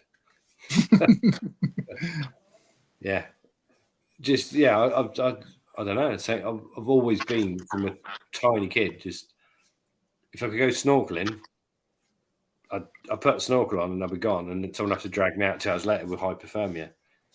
You just something about fish is just in the natural environment. Yeah, you just love it. Snorkeling, watching fish, anywhere you go, and the missus like we cross the bridge and I just stop, and she's like, "For fuck's sake!" Yeah, I'm the same. Always looking for fish. I'm just looking at the fish. She's like, "What fish?" I'm like, "What the fish?" And she's like, "What? What do you see?" And I can see the fish, but she's like, Yeah. Most people walk straight past them, don't they? They don't even notice them. You can't see them. It's just one of those, isn't it? You either love water and fish, you get on a boat and you're just dangling over the side looking, isn't you? Don't know. Yeah. The fishing bit of it's. You walk down the local canal and you trip over off the bloody tow ropes and things because you're looking for fish in the water. Yeah, right. Same, mate. Yeah. I don't know. I think when you're an angler, been fascinated with it. I just love it. When you're an angler, you just switched on to that all the time, aren't you? Yeah. Yeah, 100%. But And you can't switch it off. Snorkeling, It's always fishing, there in your head. looking after fish, do whatever. I do struggle to fancy goldfish, I'll be honest. I don't like. You see a marine tank, it looks amazing. You see a tropical tank, it looks amazing. And some of the fancies look amazing. It's the bubble-eyed ones. Wow. Yeah, I don't like the bubble-eyed Someone's ones. gone too far.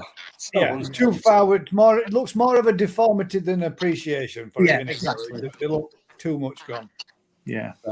What about you then, Daz? I think we've had this question before, but the Roof that's asked, it's nice to answer a question that we've been asked. So for you, Daz. I've always been a keen fisherman ever since I was able to go fishing on my own, because no one in my family had any interest whatsoever in nature, fishing or anything like that. And I always wanted to go and catch fish.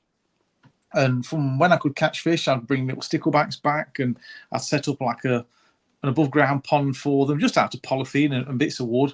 As a kid, you can't make much, can you, when you're a kid? And I used to bring back newts, frogs, all sorts of things. And I used to love to try and breed them. And yeah, same as you, Rick. Anything to do with fish, wherever you go, it's there, always in your mind. Look, you're looking, always looking for carp wherever you go. And yeah, we've got the big pond at my mum and dad's, a big round one we had for years, and we had every fish under the sun. We had golden minnows, we had bloody every colour of wharf you could think of, grass carp, bloody goldfish, everything in there. And they bred and bred and bred. And golden rudd, Jesus, we'd net probably 150 out every summer. They'd spawn every year without fail. And we had to keep harvesting them out of the pond. They were breeding that fast. And I think that's probably what got me interested in the breeding side of the fish. And then my mum got fed up with the heron attacks.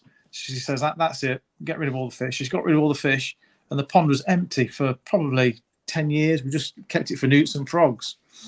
And I was busy with work and such, so I didn't have much time to do the fishing anymore. And then one day, a guy up the street was shutting down his pond. He got the move at the end of the week. Someone was going to take the fish off him, and they let him down, and he just come along, talked to my neighbour. He says, "You don't know anyone that wants any fish, do you?" He says, "Oh, I bet my mate Daz will have them." So we put them in the pond at my mum's, and they spawned the next day, and that was it. I was hooked. Literally. Yeah. No, I'm pretty much same for myself, really. When we've answered what got us in, then we'll answer the bit where it is any future plans for your ponds or your koi to follow on. So mine was the same thing. My dad used to take me fishing and angling when I probably from the age of 5, maybe 6-year-old. And we used to go to a little place, Slough District, just off the canal section, which was called Square Dam. And Square Dam was full of all sorts. And it was the majority of fish in there were little cruising carp. And I loved fishing for those cruising carp. Oh, yeah. Every time we went, that were me. Watching float, just bobbing, bouncing, running and off. You knew straight away that you were into one. And that got me, as you said, Dad, that got me into fishing. As soon as I got to about 8, 9-year-old, I became a member of my local water down road, adding in fishing there at mirror carp and common carp and leather carp at this sort of size. And over the years of fishing there, right through to I probably was about 40 when I handed in my license and stopped fishing there. Watching those fish that we put in at this big coming out at 16 and 22 pounders and stuff like that. And that were brilliant to see those fish progress over the years as I progressed there as an angler. And then I decided to when my dad had a pond, both front and back, always had a garden pond. That's from being a kid. Changed my sandpit into a front garden pond, and then we made the bigger pond in the back garden. And when I got a garden, well, when I moved up here when my dad had his heart attack, moved up here back to Wales, I decided that I'd have a go at making and having a pond in my own garden once I got a garden big enough to do one. So I made my first little mini pond, which is out there still, the little Blagden half moon. That was the first one I got, and I suddenly realised just how quickly koi started to grow. I thought I needed to make something a little bit bigger, which was the first pond that I had, which has now progressed into the pond that I've got now, which probably will progress again into another one. But that was it for me. Angling, that got me started. I'm having a keen passion for fish, and fish keeping followed suit. I've always kept tropical fish since the age of being about 9-year-old. My grandparent, my granddad and my uncle Granville used to take me everywhere all the time looking at tropical fish. I started keeping a couple of fish in his tank, and I've had tropical fish since the age of 9, 10-year-old, and I've still got a tank inside of me now. So that's something that's been in my life for 30 plus years. Yeah. Do you think it's a bit bonkers, right, that people that maybe keep anglers that fish for fish, they go, "Oh, that's cruel," actually become a lot more concerned, perhaps, about the environment, the whole shit. People that go shooting, quite often, "Oh, you're shooting things," but actually they're much more concerned about the whole environment overall and what goes on with everything else involved in it. So yes, you might go fishing for a fish. Oh, that's cruel, but actually, you're someone that's actually on the side of conservation and looking after. Yeah. The thing is, Ricky, the thing that a lot of people forget, if those pieces of water weren't for fishing, they would have been filled in as a tip or whatever, and they would be lost anyway. That fishing, although some people may view it as slightly cruel, is keeping that a wild place and looked after, maintained. So what gets me? So I literally live in the New Forest, right? And it is a massive expanse of protective forestry, woodland, whatever. And it's one of the most devoid places of any animals you'll ever find. Yeah, I go on a shoot. So I've got working dogs. So I'll go to a shoot where they shoot stuff. Okay, they shoot pheasants, whatever. But they look after the ground and promote the amount of songbirds, the amount of prey birds, the amount of wildlife on the 100 acres you go to a shoot is insane. And I can go to the forest and you won't see literally lovely. You walk around, it's beautiful, but it's devoid. There's not a rabbit, you get a few deer, but generally there is very little. And yet you go literally 20 miles down the road to a smaller piece of ground that's looked after, where predators controlled, and you will see so much more.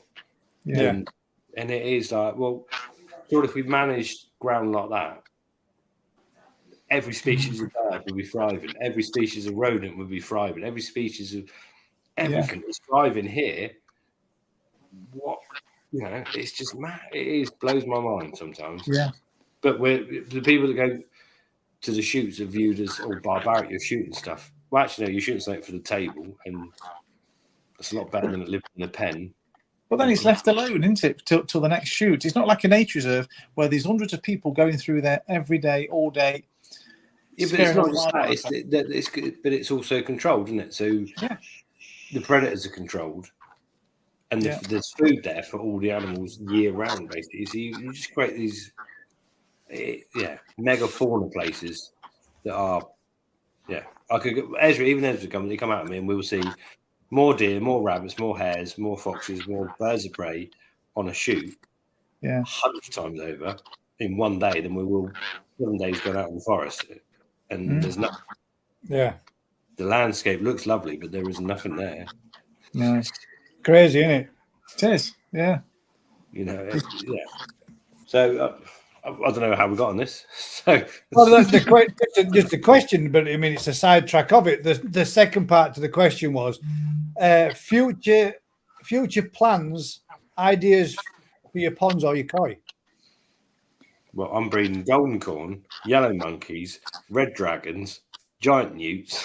I'm going to start naming everything because it's just the way it's gone, isn't it?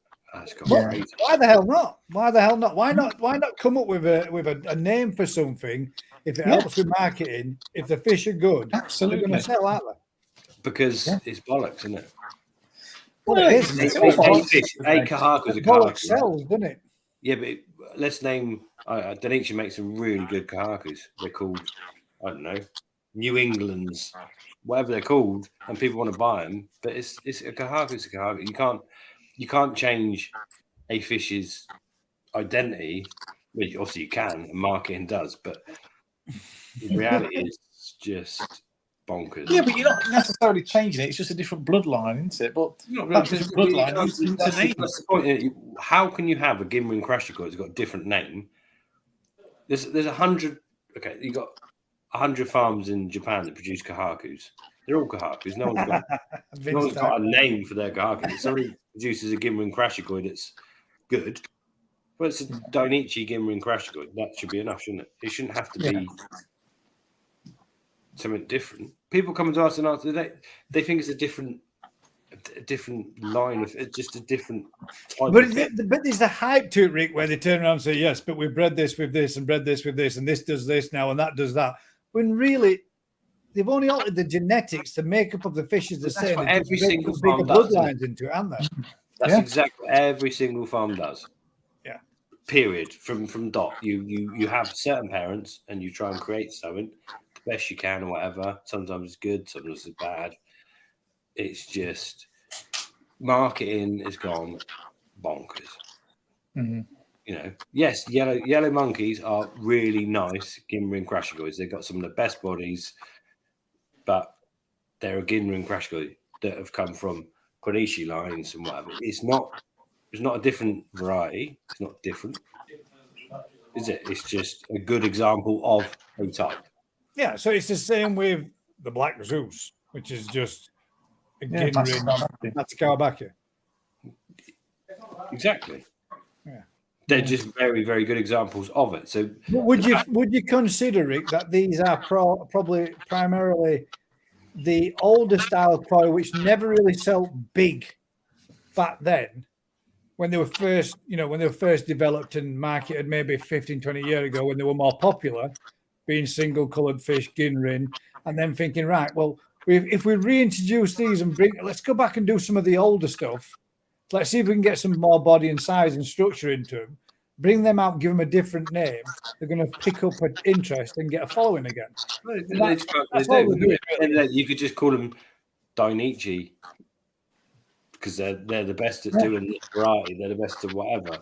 Their name obviously carries a hefty price tag anyway. But yeah, every farm would name some of their fish whatever. The same could be said then, couldn't it, with, for example, I don't think Ryan will mind, but Yellow Dragon. Exactly so. Kin Matsuba. Deutsch Kin Matsuba. There's no, it's a Deutsch Kin Matsuba that's got it's got that second line of scales. It looks a bit different and it will command a high price. Yeah. But inevitably, whether it's got a different line of scales, it's still a Deutsch Kin Matsuba. Yeah. And it's produced by Aoki. That's producing the best of that variety at that time. So it should still command that price, regardless of whether it's got a name or not. I don't know. Sakai's Super Mango. It's just an orange crash Koi. Where's the name? Does it? I don't know. Does it make people want to spend more? Maybe. Can I ask you to do a fish? If you have the capabilities of doing it, because I don't think, I think lots of people would like them, but it's very rare that you see good quality ones of them. And I'm not saying mine is a good quality. Me then. The Benny Ginga is an older style original fish, isn't it? That used to be quite a very popular fish 20, 25 years ago, thereabouts. It's not as popular now, but there are a few places that still do make them every now and again. have you got the capabilities of producing Beniginga? Have you thought about doing Beniginga? We tried to do that. Well, we didn't try. The community choice of the Goshki cross the Kajaku was kind of along those lines, and some of them are turning out like that. Some of them turn out very ugly. But yeah, everything's doable. It's not... I thought the Beniginga was Kahaku crossed Ginga, which made you Beniginga. Yeah, but you're going back. But there is other roots to it too. There isn't. So to try and create the black or the dark reticulation in a Kajaku, which is exactly what it has worked. They are Beniginga, but they're just slightly different looking Beniginga. It's just one of those, isn't it? You've got is the market there to do something? So we did Ginrin Komonryu, like Black Zeus or whatever, 5-6 years ago. So and it literally come out almost at the same time. But obviously we're not marketing as that. We're just doing Komonryu that happen to be Ginrin or Matsukara Baki and whatever. So you've got that kind of thing. The difference is the Dainichi ones, the body is tenfold what we're doing. So if you've got the pond and you want to grow them, those ones different. It's different. It's a different level. Ours might grow to 60. They can dedicate a couple of acres to it, as well as but the parents are different. So we're using fish that might grow to 60 centimeters and look really nice. They're using fish that can grow to 9,500 centimeters and weigh 5 times. They're just a different genetics, different structure. And you'll pay for that. That's the difference. And they won't all do that.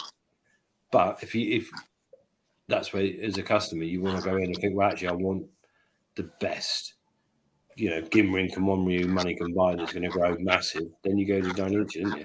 And you'll pay that premium. But it doesn't need a different name. That's coming from these parents. It's got this background. That's what they can do. We're not going to lie and turn around and say, well, yeah, ours are grown to 90 centimeters, but the parents are only 60 and they're fully grown. And it's not going to happen, is it? So Rick's idea then is to produce a new line, give it a new name, and mass produce big, massive fish that he can make a fortune from. Daz, what's yours? What's your plans for your pond or your koi for the future? Yes. Well, I've got a few things I want to get finished first. I want to get the new tunnel up, the third one. Conifers down, put the mud ponds up, 8 or 10 You ponds. bullied, man. 2 weeks ago, this was just like a dream. You've got no idea how right you are, Rick. He's been on about his bloody mud ponds for years. For 2 years, I've been saying it, and his mum keeps going. So I just keep egging her on. You know what? She keeps chipping at me because you keep giving her the ideas. You've been manipulated, man. I have not. I've just said, have you spoken with us about, how much further is he thinking about going with these ponds? Oh, we're going to take all these out. I think you should. Oh dear. God, I wish you'd give me a hard time about it. He's trying to encourage us. Encourage doing something that she knows you're passionate about. Why the hell not? Yeah. Next thing is get the heated koi house set up as well for winter. That's my main priority. And that's just to keep us warm in winter, that mate. Yes, that's why it's the main priority. It's going to be a cold winter. Make sure you chop down the conifers, give them time to dry to burn in the log burner for the exactly. They're coming down soon. They are very soon. And that's it for the foreseeable future, and just grow more fish, but do more obscure varieties, a bit like you, but on a smaller scale, Rick. But I'm not so much bothered about the mainstream varieties. There's certain ones that I do like, and I would like to do on a regular basis, like the Kahakus. But a lot of the chags and things don't really interest me. The Deutsch stuff does one. I'm really interested in the Deutsch stuff. And we've done a heck of a lot of different Deutsch. In fact, nearly all of them have been Deutsch this year, spawn. So, yeah, looking forward to seeing what they all turn out like. Right. Well, so my little bit to that end of that question then will be with the pond. No great changes as of yet. With the fish that I've got, I just want to get a little bit more size on them, get a bit more growth into them, and then be a bit more selective with some of the fish and giving me dad a few and perhaps replacing some of the fish with some of the fish that I want. And that's some of the older stock that I've got, the ones that are particularly probably my pond fillers, which are nice fish, which I know my dad will enjoy, to replace the ones that he's had, the Heron take, and then me getting some replacement fish of a slightly larger. What I don't want to be doing anymore is getting any more fish to grow on. I want something that's already going in a decent size. I don't want to be taking this and going and getting them on. I want something of a little bit bigger. Just a couple of nice pieces in there that'll get some. I'm not bothered about being show fish. Just nice fish that I can appreciate and just enjoying the pond and keep pushing with YouTube, keep doing what I'm doing and enjoying it and making fun out of it, making the weekend what they are. Just us having a laugh doing what we're doing, going down see Rick and doing stuff like that. More and learning more within the hobby and within the practice that is koi keeping. That's all I really want from it. You want to turn your pond into a show pond whilst Gaz is growing all your fish on his farm. It's funny for you. That's it. Yeah. Got it sorted. Yeah. But I mean, the main thing is having fun. It is, yeah. And that having is fun and enjoying it and having a laugh. Yeah. That's the best bit about it. It genuinely has made a mass difference for me and myself and a hobby. Having some friends that I can enjoy it with that are equally just as daft as what I am and have as much fun out of it and buggering about with it as we are. Yeah. I have, so you're right. I've been offered some nice koi, and that's the thing. I could potentially give me dad some fish that he would enjoy, and I could have some nice fish in my pond at a good size and enjoy them fish and think, right, now I've got some fish worthy of a good environment, enjoy looking after them and enjoy the hobby side of it and doing YouTube about them and what, the journey that comes with. The answer there then to this koi events, also the dog and cat food experiment. All will be revealed. All way too early. We've done a few weeks doing it, and honestly, we know the results, and we have ceased the trial. And the reason being is, if we didn't, we're going to make a big difference for 2 ponds, but not two ponds we're going to get left behind, and 1 pond that was going to get rocketing ahead. So you did go too early with it. I'm not being funny. You took what I said and you just ran with it, didn't you? Well, yeah, shits and giggles. The perfect opportunity as to why not to do.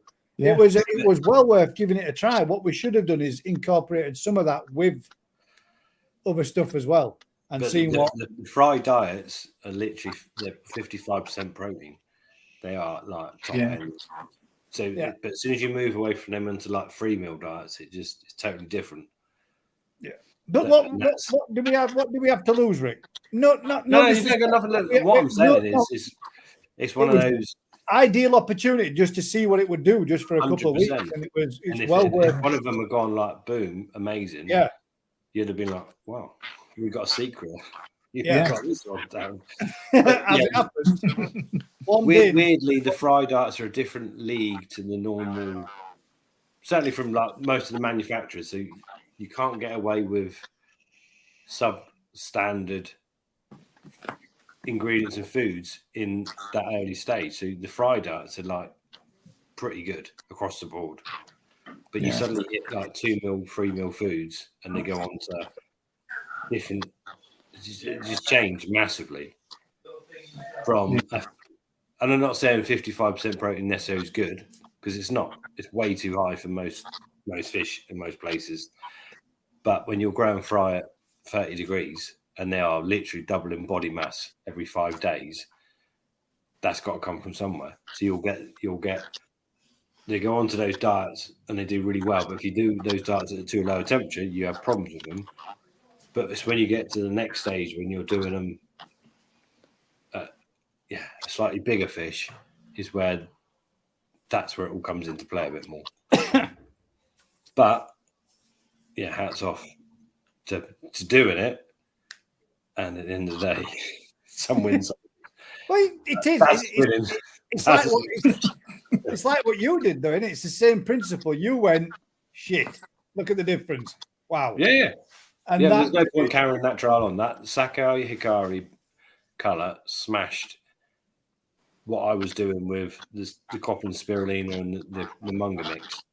Well, the trial that we attempted, I mean, it's not really a spoiler as such anyway, because it's going to come out. The trial that we attempted was one on the cat food based biscuit diet, one on dog food, one on what we got sent out.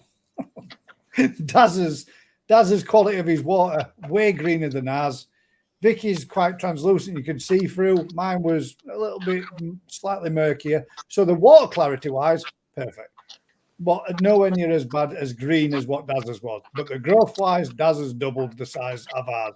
Bearing in mind that at the time when we started the trial, mine was the biggest out of the three, which have now ended up being the complete opposite way around. Mine are now the smallest of the three. And yours tank was 2 degrees warmer on average as well. And on average, that's where you got to do stuff to learn stuff, isn't it? So obviously the dog foods is generally a lower protein food across the board, it's 30%, because that's what dogs need, isn't it? So you got to weigh up what you're doing. But this is the thing, Ricky. A lot of people say, "Oh, I just grind up my normal koi pellets and feed them to the fry." That's no good, is it? This has proved it. Yeah, but you've got to have that 50 odd % protein. To the specialised fry diets, and it's just not ground up. So you've got like the 1 meal food is an encapsulated diet, so it doesn't even leach. As soon as you grind a diet, it leaches its goodness into the water. Yeah, it hits the water and it just goes. So once you get out like the capsulated, so you'll get a food item that they'll eat, and they're getting basically all of that. Yeah. But if those fish aren't in the right environment to utilise that, then you'll see your water quality goes to shit. Yeah, it's all they manufacture the foods for a specific fish of a specific age at a specific temperature that works, but most people haven't got that age or temperature or whatever for it all to work hand in hand. But as soon as you grind up food, you're in a world of you're breaking that out of skin. So as soon as it hits the water, you lose a lot of the goodness has obviously been lost. Yeah, you can see it, Rick, when you can see it as an oil across the surface with it.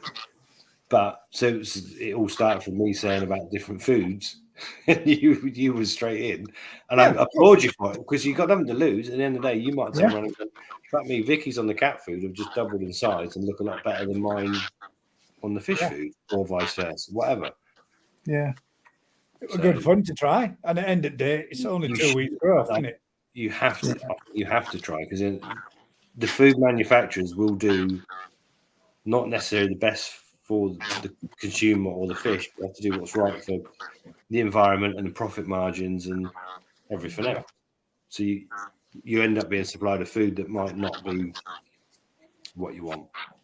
Yeah. I dare bet if we could have got them in small pellet form, made of the same stuff, it would have been a totally different kettle of fish. Yeah, quite possibly. But that's the thing, being able to feed the fish in the right way, whether the food floats or sinks. Young fish want to eat it in the water column. Yeah. They don't want to come up to the top, and they'll eat off the bottom, but they really want to hit it in the. So it's dropping through. So much so, Rick. When in the video, when I walk in, you can see Daz's doing that. You know that circle of feed me, where they're spinning and they're rotating and everything. And Vicky's a kind of like a little bit active man, like. Gonna throw that crap in it, isn't it? True, yeah. Do you know what I mean? It goes from one to another, and there's a definite change throughout all three identical ponds. Yeah, and they can see the fish that are switched on. Daz's are fired up.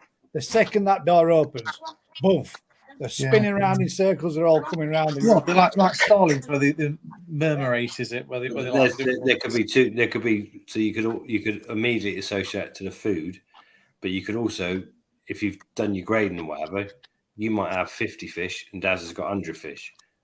I'm not saying that, but what I'm saying, there could be differences you don't take into account, water quality wise or number of fish wise, that affect how those fish are behaving as well.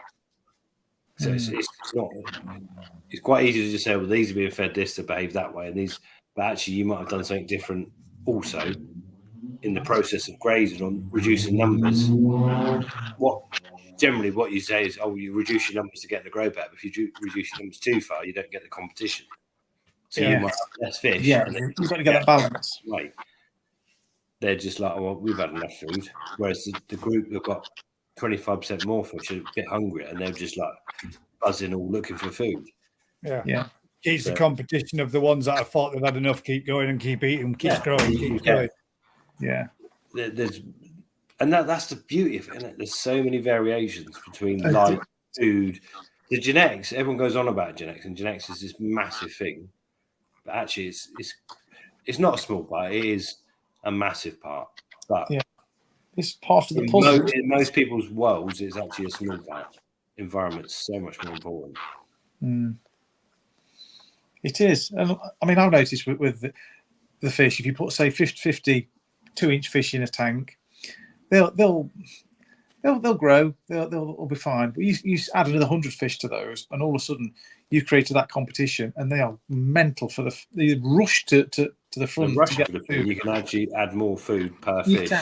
Yeah, and it's they all grow competition better that they need for a period. Yeah, and that's the skill of the fish keeper, and it's all about creating that environment that works. Yeah, reading it and getting it balanced. Yeah. Claude says their YouTube has been a bonus in my pond. Stroke koi keeping episodes, laughs, tears, knowledge, ideas, and help added to my trusted dealer.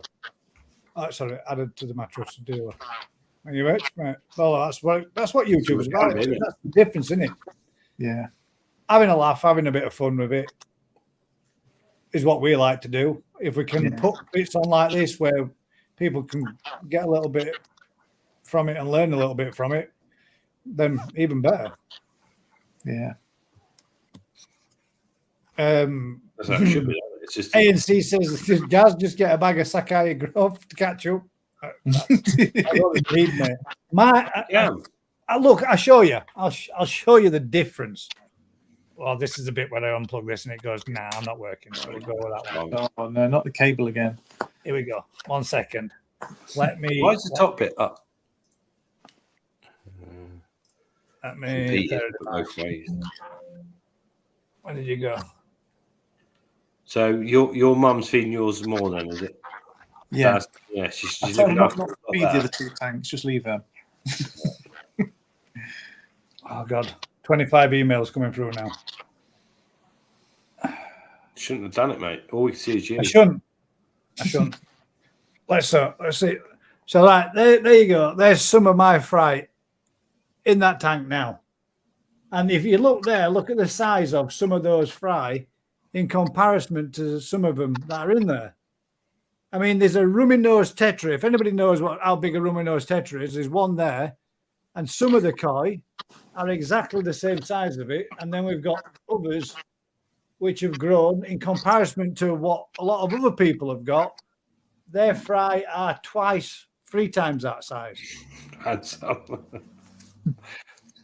that's the point of it. Isn't it? Rocket Boy is flying. So he killed 3/4 of his. He didn't kill. He had a malfunction in heater. Lost 3/4 of his fish, but the 50 he's got left have flown, and now they're all 10, 12 centimeter fish. So, yeah. But my interest is much more into how the patterns and stuff develop, because there is absolutely from when I started dealing with koi, it's all about genetics. You put these fish together, you'll have 100,000 offspring, 50,000 love patterns, 20,000 will have patterns that are half decent. 10,000 will have this kind of pattern. It's all genetics. But actually, that's bullshit. It doesn't work out that way, does it? No, absolutely not. Genetics play the part in the quality. You can't get good fish from shit fish. Yeah. But the way the patterns develop and the way the whole thing about it is environmental. So you've got to start with A, the genetic quality, but B, the environment to release that potential. Yeah. And it is becoming quite mind blowing. And the more we do it, I mean, fish. If you notice, Ricky, you get the same batch of fry, you put them in 2 different tanks, and you can get completely different results from one tank to the next. Yeah. So we've done it with the same fish and put them in 100 different people's ponds. Yeah. I'm getting videos coming back to me all the time, and it's like, fuck, that all from the same parents, and they're all out. It's just crazy. Without Daz is saying there, Rick, there is some fry from exactly the same spawning where Daz went, we put half of them in here and half of them in there. Identical ponds, topped up, filled up exactly at the same time, seeded with live food at the same time, all ready to go. There are some fry in there that I kid you not are like this, and there are some fry in the pond next door that are like that. And the majority in each pond, there's that much difference. There's some that are literally triple the size of what's the siblings in an identical pond getting the same food next door. The only difference being is one slightly, it could be the same thing, one might be slightly a few degrees warmer than the other. That's giving them that little bit more growth. Could be. It is fine, such fine margins that make the difference. Yeah, a massive difference. I think there's windows in their life. So all of those fry left us at 4 weeks old to all the different environments, and yet 2 weeks after that, there's a difference. 3 weeks after that, different. So those that have gone into 30 degrees are different to those that have gone into 20 degrees or 15 degrees, and it plays a role in literally everything, scalation, the pattern. So imagine if you got batches of pigment, and at that point it's stretched, or the scales are stretched. You get this. Yeah. So suddenly they grow at the point where those scales are just beginning to grow and develop, and that fish suddenly has a spell when it's growing really fast or is at really high temperature.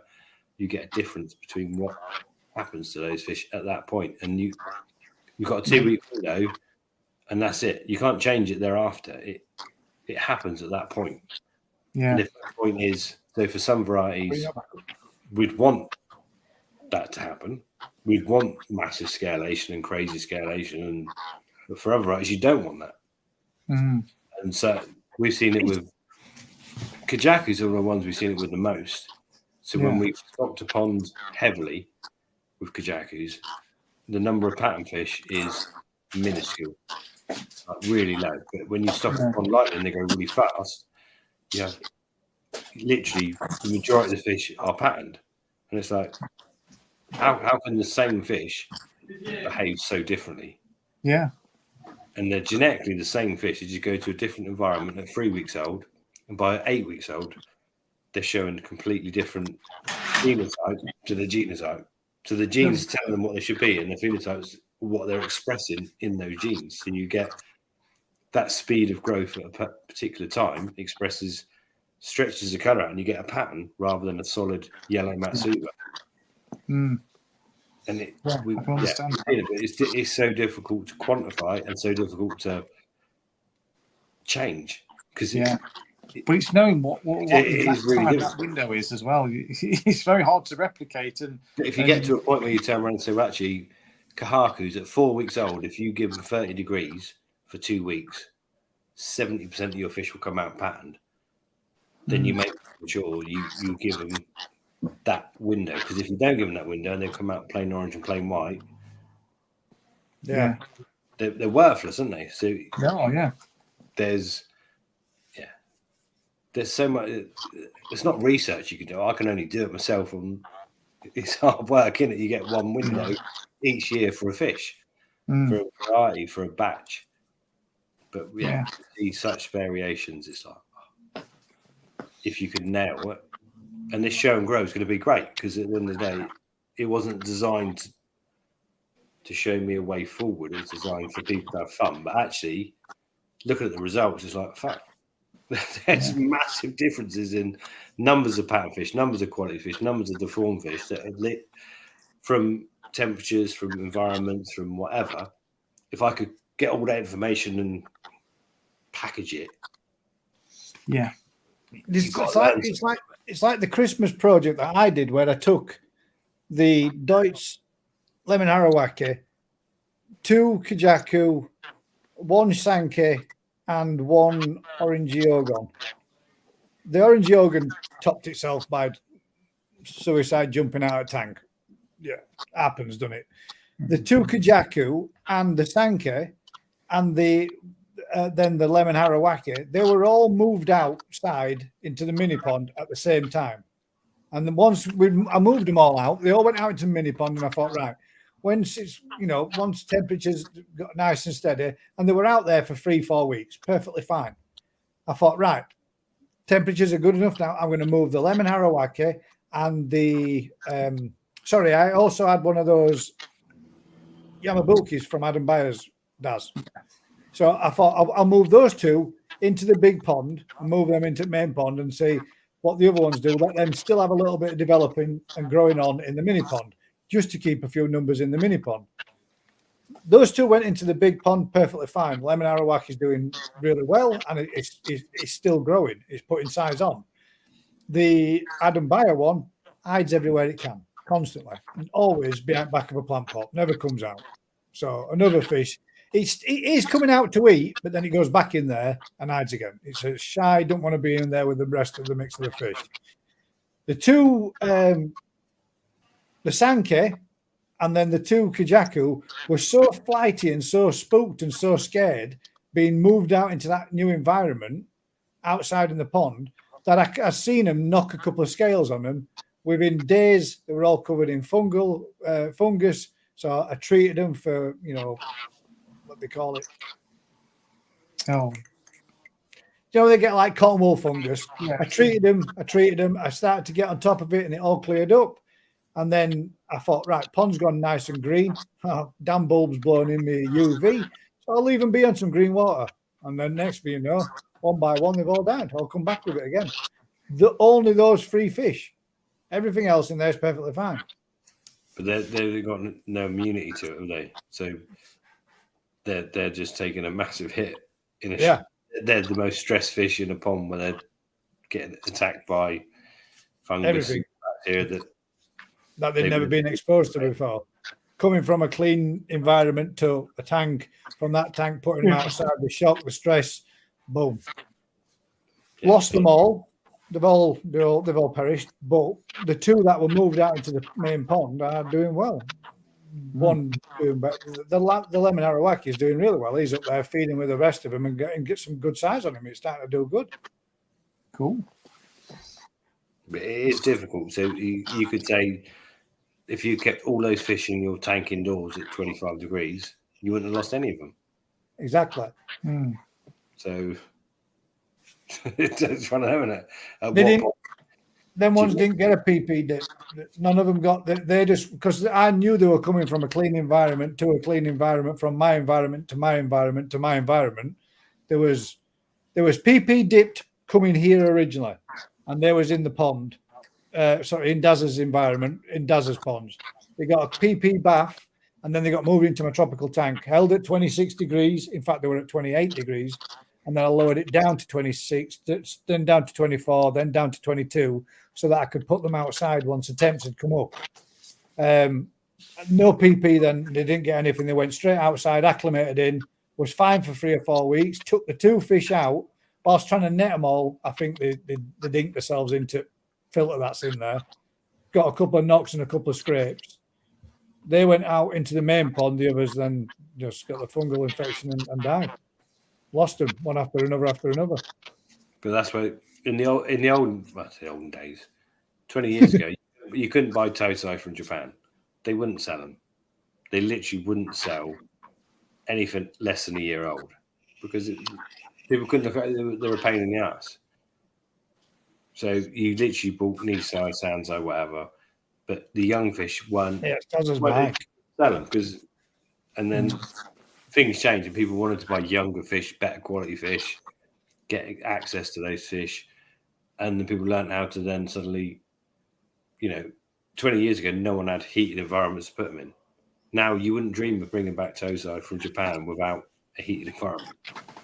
So it's changed from what was the done thing, what was acceptable. So suddenly we've learned how to keep them, so they'll sell them to you because they know they can come back, and the dealers can keep them happy and alive. Every process they go through, they get stronger and more resilient to the next process and the next process. It's just like hard. It's basically hardening them up, toughening them up. Yeah. So the fish, and if you went out to Japan in October and said, look, I want to buy a load of your Tosa, which at that point are 5-6 months old, they're amazing, but they are, the farmer's going to be like, where are you putting them? You go, I've got my setups all sterilised. It's at 28 degrees. Okay, fine, you ship them back, no problem. But at some point, someone's got to toughen those fish up to be able to go out to ponds and whatever. So that's a process of cooling them down, mixing them with other fish, putting them with Nisai. And if you do it in the right manner, there's, I'm not going to say zero losses, but there's not far off zero losses. It's doable. And you acclimatise them and you get them immunity up to speed to deal with what they got to deal with. It's just a general process and understanding and a process of the livestock you're dealing with. To bring in 20 years ago, if you bought a load of fish in October in Japan at less than a year old and brought them back and stuck them in our tanks at 6 degrees for 6 months, there would be nothing left, would there? They just wouldn't tolerate it. Does your microphone from are you using your phone or using your iPad? Phone. Oh. Could you just try, see if you can get your iPad, because there is like a little every time it puts, and folk are getting the buzz coming back as like a separate little I can hear myself. It's just feeding back on your mic a little bit. I know you've got your volume up, because if you don't have it up, you can't hear what's being said then. But it's just, I think the what do we call it? Creosote's had its toll on your speaker. But hopefully we'll see. That's for that buzz all along. We blaming Crafty earlier. No, that was the crackling coming back from Crafties, but there's a little buzz coming back. It's just repeating, it's echoing for some reason. But I'm sure I just saw something there. In the ideal world, in the right environment and the top diet, what's the maximum size you could buy on a koi? How much maximum size you could put on a koi in a year? Yeah, I mean, I asked this. We were watching, me, Daz, and Vicky were watching them overnight, and I was flicking through it, and it was saying, somebody said, someone turned around and said, this fish is a Tosai, and it was 52 cm Tosai. From that to 52 cm in a UK pond in a year. Yeah, the point is you can do a centimetre a week, which is what I'm doing. You could do it then, couldn't you? Yes, you can, but it gets more difficult. I've gone into darkness there. Yeah, somebody said that earlier. Rick put 53 meters. So every centimetre the fish gets bigger, it gets harder, basically. So yes, you can technically do a 50 centimetre Tosai. It's not difficult. That's well within the realms, centimetre. But you can't do that for the whole second year. Otherwise, you've got a metre long Nisai. Doesn't happen, does it? So as the fish suddenly, as you get to sort of 40, 50 centimetre, the volume of the fish changes massively. To do a centimetre, you've got to increase the mass of the fish by so much. You just can't do it. So yes, you could do a 50 centimetre Tosai yes, quite not comfortably. It's pretty good going. But to get that 50 centimetre tozo, you're probably talking about 65 centimetre knee size at the same growth. So those 15 centimetres in the second year are equivalent to the 50 centimetres in the first year. Yeah. In terms of mass and growth and whatever. So, you can do it, but it's much, much easier. That first 40, 50 centimetres is technically easy. But once you go beyond that, that's when it all starts to get more difficult and slowing down, becoming harder. Yeah. So when you hear about the yonzais going out at 70 centimetres, we hope to get it back at 75, a whole summer's growth, and you're expecting 5 centimetres. 5 cm. But that fish is going to double in its mass. So 5 cm doesn't sound like a lot, but doubling its mass is massive. But yeah, they will do a centimetre weight. That's not. But it is when they're young, in that first window, you're not going to do that. And you can. So technically, you can do it if you brought a bunch of little fish. So Ricky at Koi House will buy a bunch of tozai at 15, 20 centimetres, and then he will put them in an environment where they will grow a centimetre a week in their second year. But because they're small, they can do that really easily and become 15 centimetres to 40 centimetre fish. Not easy to do. It's a massive skill, and hats off for doing it. But there's windows you can do it relatively. It's not easy. It still takes skill, but the water quality of the food, everything else about it. But once you start going beyond 55, 60 cm, growing fish becomes next level. Yeah. And that's why they command massive amounts of money, because you need. Yeah, because that's it's a lot put into it to get them fish to that, isn't there? So that you can see why they become. Ricky's biggest fan says yes, Ricky's back, but he's never been anywhere. Are you sure he's his biggest fan? I drink that. Rick's biggest fan. If you've been tuning week after week, you would see he's been here every week. Hang on, that could be my niece. Oh no. Or it could be Ricky Stoddard's biggest fan. I don't know. How's Matt? Is he any better? He's struggled, mate. He's had a rough. So Rocket Boy, he's been rough. I've been rough with it. A long time. Age. That's nearly 80 now. Which is this one now, Daz? Hang on, I can't get it on my tablet, so I'm just turning my phone down the volume. How's that? Is that any better? Right, that sounds better. No buzzers yet. Can you still hear us though? No, I'm just lip reading. I can faintly hear you. Yeah, I should be okay. Well, I should be able to turn you up a little bit. My side. Oh, God damn, I nearly kicked you out there instead. I need to stop clicking on the wrong ones. Right. Let's see if that works. Yeah. Does that do anything? Did I get a buzz? No, bollocks. Now it's back again. Oh. It's all right. I'll just put it back to where it better my end. I suppose that's all that matters.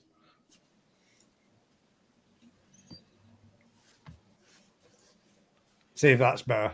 Right. Say something for us now, Daz. I can't hear myself coming through anymore. Can you still hear us though? Tamasaba. Yeah, I can hear you. Right. So, right. Jess asked us a question earlier on. I'm going to swing back up and see if I can find it. There we go. Quick question. Got a couple of koi in my pond swimming around with almost G-rin scales. What is this? I'm guessing you've got random individual random scales which are Ginrin. You get that a lot, don't you, on fish where there's just one or two Ginrin scales. It's nothing you can do about it, really. It's just some have more than others. Well put. Ginrin, if it's there on a fish as a pattern, but you do sometimes get in fish the odd scale that is just Ginrin, don't you? Yeah. And apparently Ginrin is supposed to be a better quality scale, isn't it? So it means you've just got one random scale that's better quality. No, it's bad. You get certain shine. You get certain shine in to it. certain Sankey lines in the white skin. It's not really Ginrin, but there's a shine to them. Yeah. But yeah, if you've got random Ginrin scales, it's just as it is in its. Sometimes, if it's close to the dorsal, it's not so noticeable. It's not so bad. But if it's right on the flank or something, then right in the middle of the fish, then it stands out and it does kind of detract from it a bit. Not gin,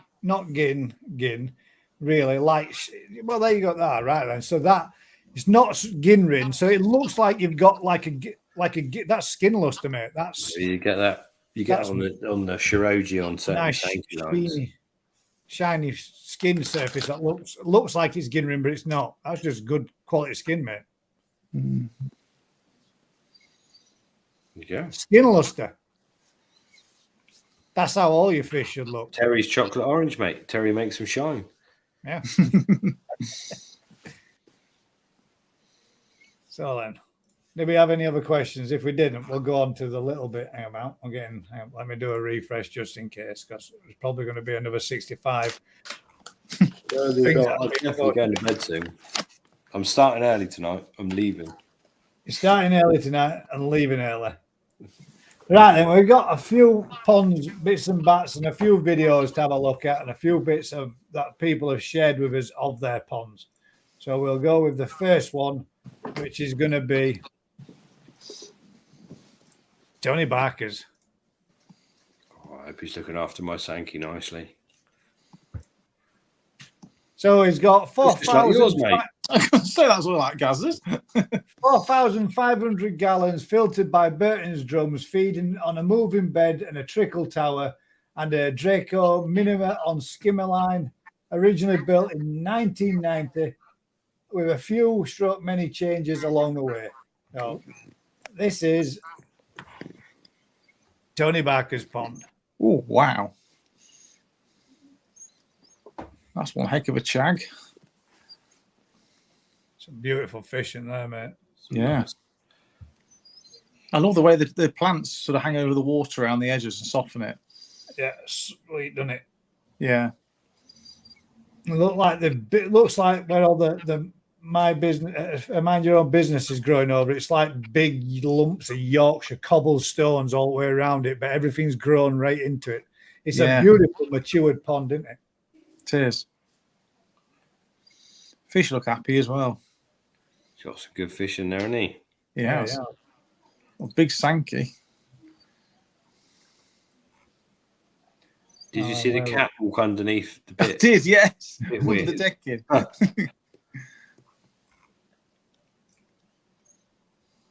All comments. Let's go for that. There we go. So we've got 4 replies. I want to make sure that I don't miss anything out. Chris Brand's.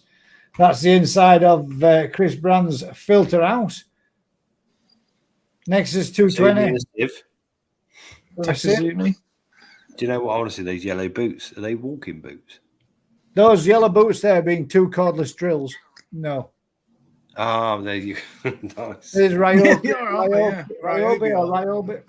I felt like snowshoes. So it's pretty cool like that, isn't it?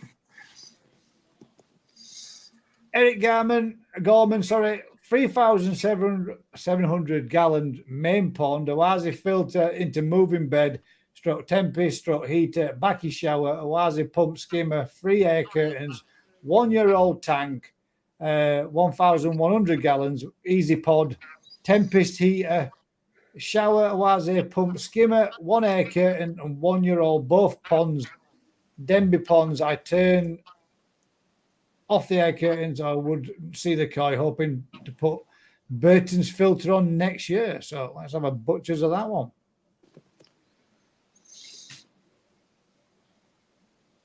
Nice. See the scalation on that bad boy. Mm-hmm. We need to get that on, don't we? Oh, he's got some nice fish, hasn't he? Yes.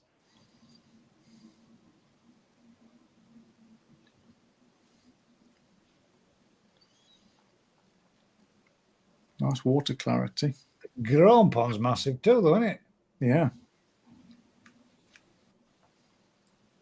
It's empty, isn't it? He needs to buy some fish, mate. Get on the blower.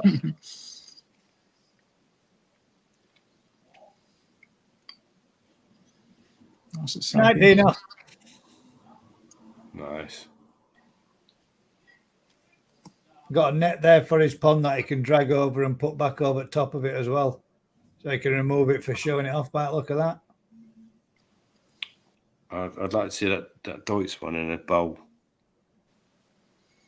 That one there. Monster scales on it. I think that'll look ace. Yeah. Shearer's pretty good as well, isn't it? Yeah. Nice fishing there, isn't it? That's Kahaku.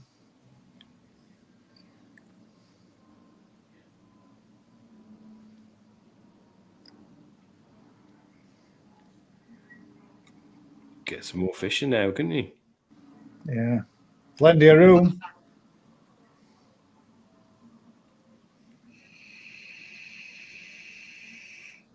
Filter house. I'm going to start doing this again on a Sunday where we can have a chat with people when people are out there doing the tinkering and doing the filter cleans and everything else, and get the Sunday lives going again. Yeah, that was good, especially when it was warmer months. Yeah, exactly, mate. Nobody wants to be out. Right. Next one is Ashley Hampton's, just under 2,000 gallons, runs off an Awazi 30,000 filter clear, 55 watt UV, and 17,500 litre Awazi pump, and an Awazi 36,000 Bio Smart 36 UV with an 11,500 Awazi pump with a swing skim 50 Awazi skimmer. Been running this system for just over 6 years. Current home 10 koi. I'll have a look at this one. Does look nice. That Christmas tree's grown like stink and all, man. Mm-hmm. It's a lovely pond. Oh, it is, yeah.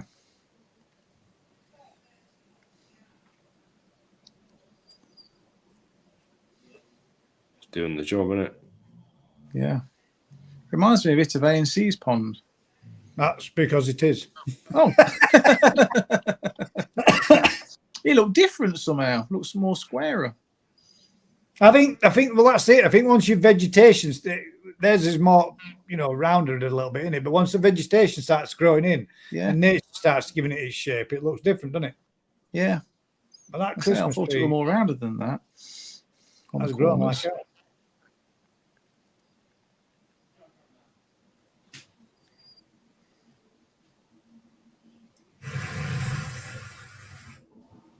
I've turned the sound down on them all because normally it's just mainly the sound of running water, but it won't come through to you guys anyway. So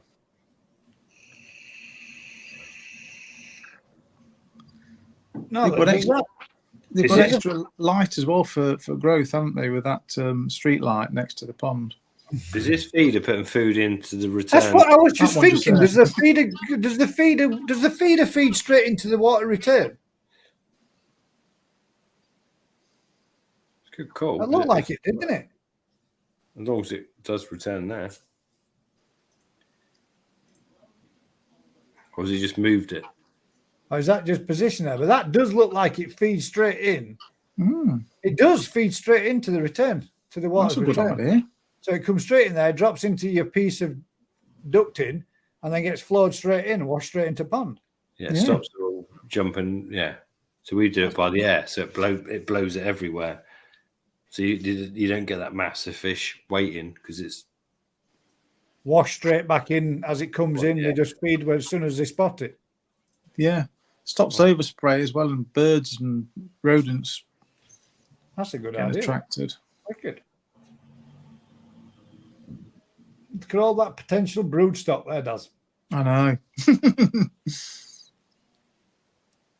Sinking food, so it washes straight in, straight down, and they're all. Yeah, that's a good idea. That is. I've not seen anyone else do that. It's a nice pond. Yes. The next one we've got is Gary Robson's, and this is a nice pond. Do we have any specifications? I'm sure we did.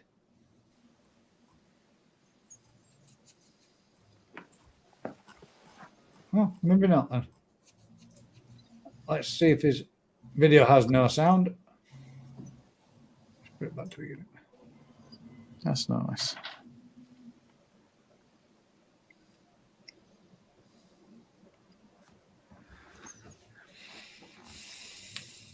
Something a little bit different, isn't it? Because Yes. although it's not Koi appreciation, we all get to appreciate.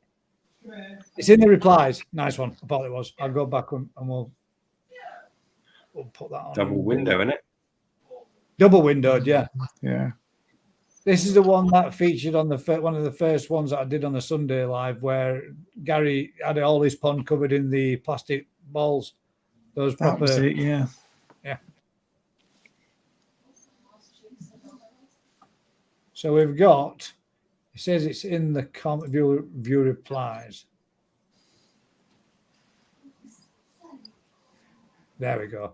Right, so that's a shot from it from this side, and this bit here is all the filter house. Yeah. Feeder off the pond. side. And then you've got this, the built on. Now, would that be classed as an orangey?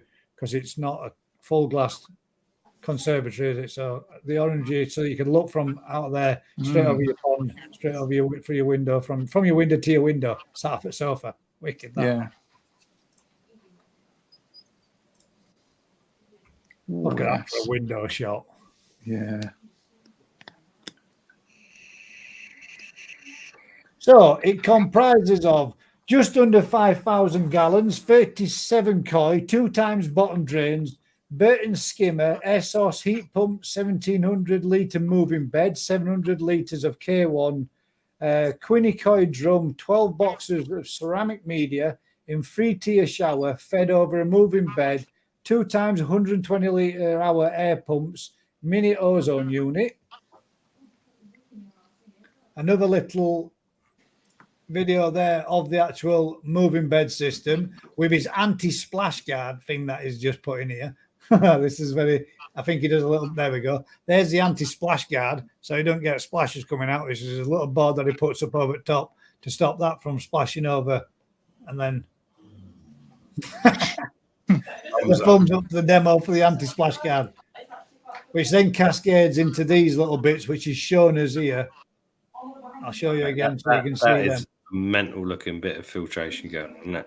Yeah, these is what is made so that he can lower those in into the media out of the moving bed, and then it cascades down and through this and then returns, which you can see as such. Yeah. So it trickles through there, down here, and then returns. All built in part of the system, all made himself. It's pretty cool. That's some seriously nice little tweaks, isn't it? Yeah, it is. Making the best of a small space that he's got to combine everything all in one, and making use out of all the angles that he ends up for different parts of the chamber, which is a pretty good idea. Yeah. Well, his water looks beautiful.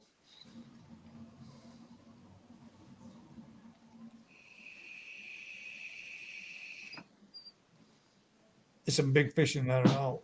Air curtain at the back as well, look. God, that's a beast.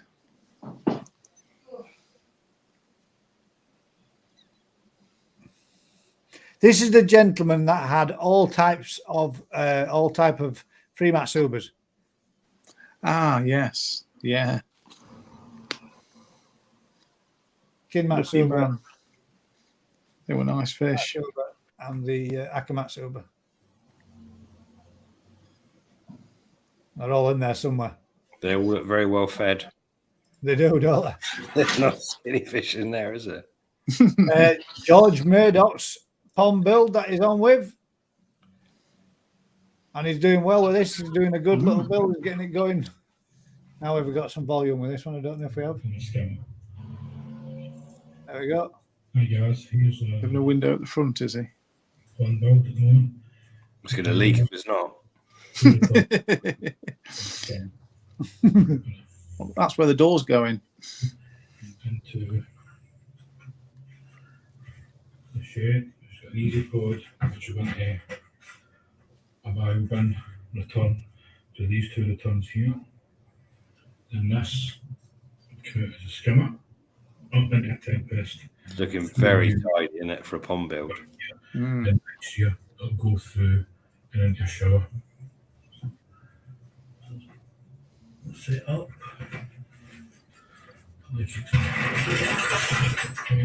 Oh, somebody spilt something then. You just knocked over a box of screws or something, went for a shit then. So that's a pond in the making from George Murdoch's. Nice one, bud. A few more comments. What we got down here? Then we've got Jess Filter Shed. Hopefully we're going to get to see the pond as well. Sweet. Oh, wow. There's some nice fish in there, mate. There is. Quality fish, yeah.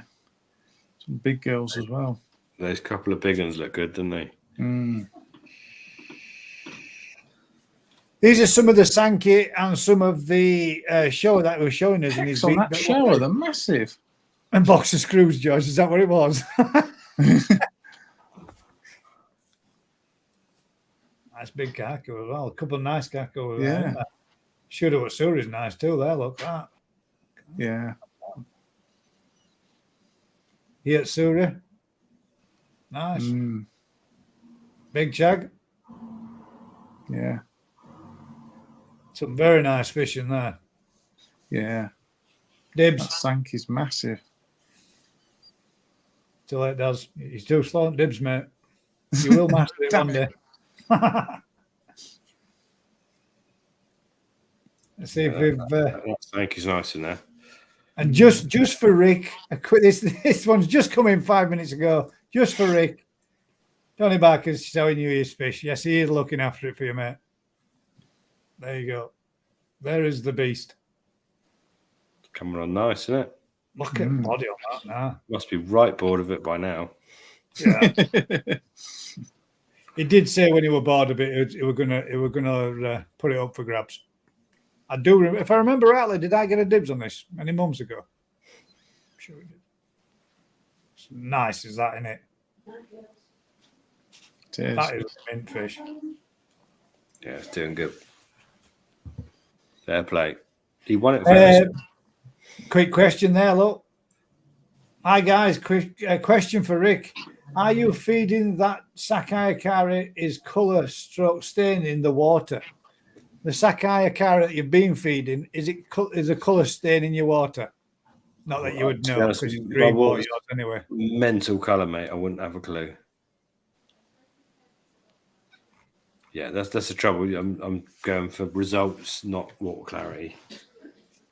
So yeah. Oh shit! Sorry, George. There's two more there, mate. I'll put them on as well. This is a build in progress that he's been doing now for about a few months. Yeah. Making the best of a small space. Yeah. And making a little pond and a filter house proper combined. tidy though, isn't it? Yeah, it is. Nice, neat job. Best bit about it, mate. Not rushing it. No need to. Yeah. Shut up. I'd have fucking dug a hole, chucked a liner and thrown fish in and worried about the aftermath later.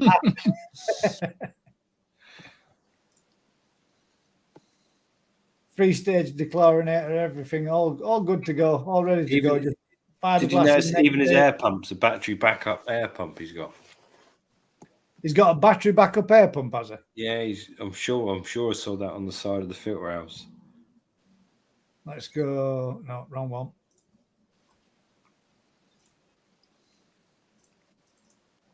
That one there.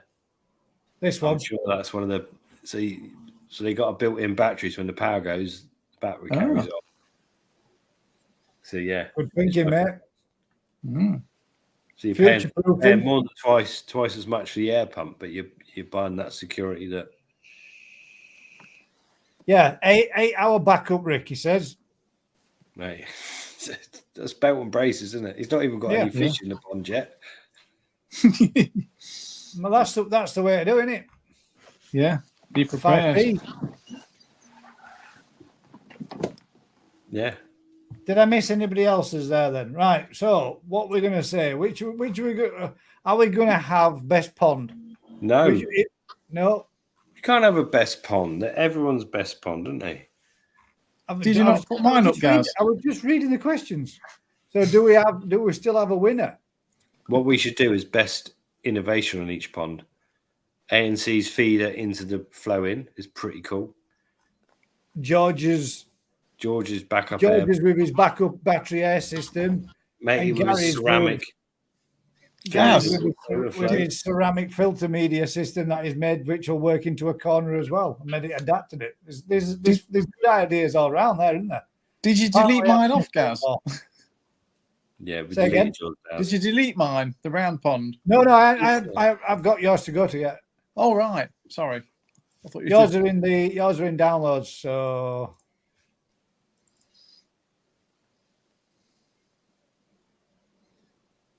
mine's in outer space.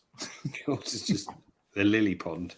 There's a main pond, which is a lily pond. There is actually fish in there. Fish in there. Yeah, they're mainly tosi in there. Well, that is what's in there, really, isn't it? It's all your tosi, isn't it? Because all the other ones are in the in the big outdoor netted tank. Yeah. Oh, wrong way. They're all Daz's fish. They're all his tosi. I think each one's got a name. Innovation on the pond's the best bit, though, isn't it? Every pond that's got a unique twist or solve an issue. Yeah. It's the best bit of a pond, isn't it? Yeah. How to make that pond the best it can be. That one there does. You just need a digger, make it bigger. It's going to go. It's good. That's what it's getting. Oh, it's going. Yeah. Gaz has been on to your mum. It's turning into a big polytunnel with a big rectangle pond in it.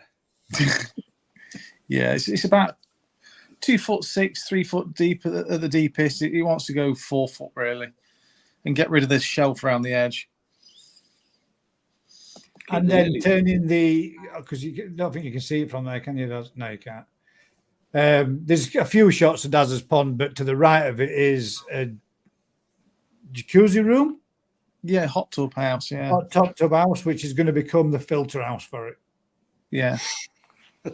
Or the office. Your mum says, "Oh, that make a nice." That's what she said, didn't she? 1 or 2. Yeah. Look out of the pond. So that's the ponds that we had. Simon Shear says, "I've missed his." How comes it is right that I always miss all comments? Didn't Simon got the big round pond? Or was that not him? Who's that got the big round pond?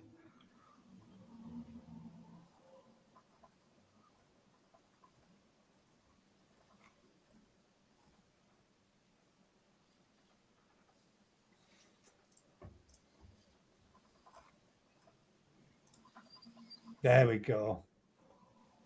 Obviously not. That definitely not round, is it? That's not That's Stephen James's, who's added in one as well.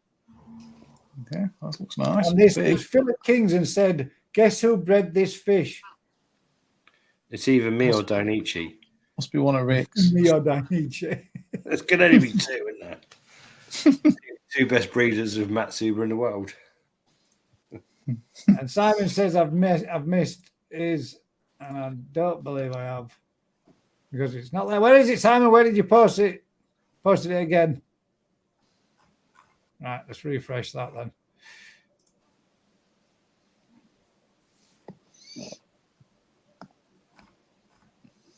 Is it Chris Taylor that's got the big round pond?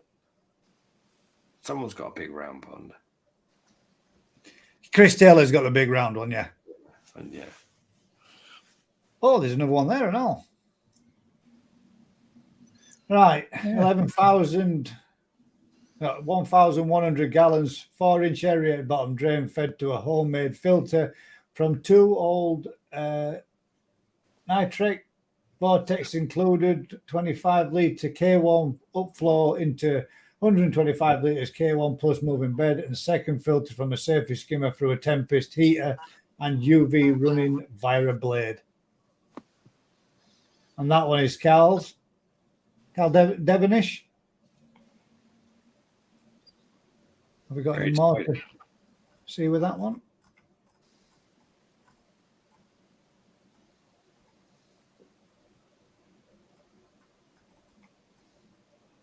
There we go. There's a bit. Right, so that's the filter shed. Ah, no. Right, that's the filter system we're talking about. There's his filter shed, fully insulated as well.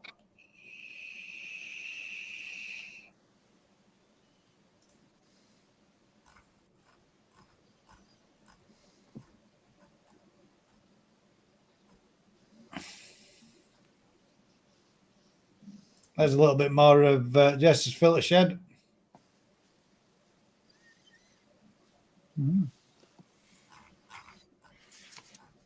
I'll see if we can find Simon's. What the hell?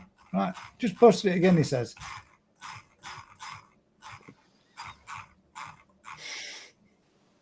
It all goes wrong at this point, doesn't it? Most recent. So that should be Simon Shears. Simon, are you sure you're not posting these? When you say you're posting yours, you don't post them in somebody else's group? Just that one crap. Because if you just posted it again, it should be here, or it should be right here, which is the top latest post.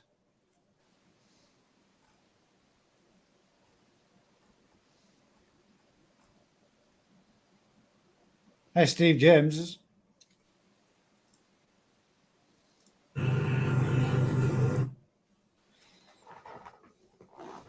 Look at that marble.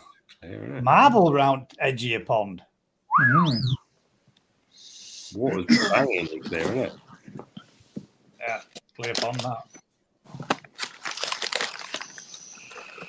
Oh, big lemon arawaki in there as well. Look at that. Very nice. That's a big pond too, isn't it? That's a decent size for that, Steve. Right. I've got to get my dinner on before I forget. Stevens.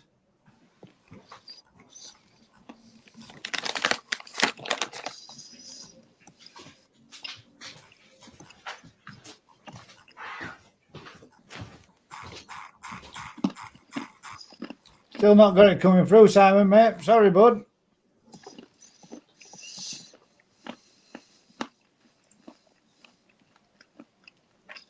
How can it be hidden? Oh, nothing there and hidden. Top comments, most recent first. Carl's, Tony's last fish. Jess's.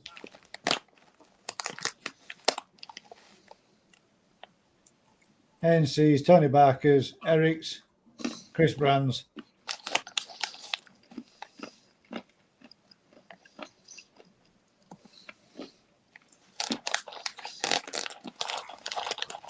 Sorry, I am not seeing it.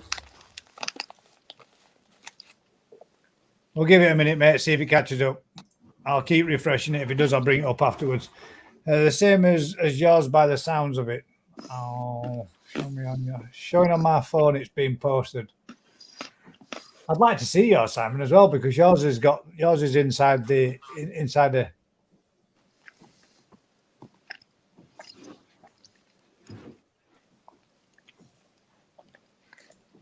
above ground, in ground works for me.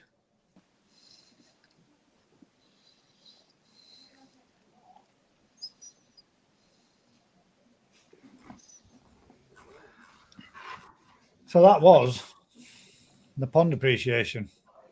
Till such time as Simon's comes through. If Simon's comes through, I'll keep refreshing it, mate. And then if it does, I can bring that one up for you.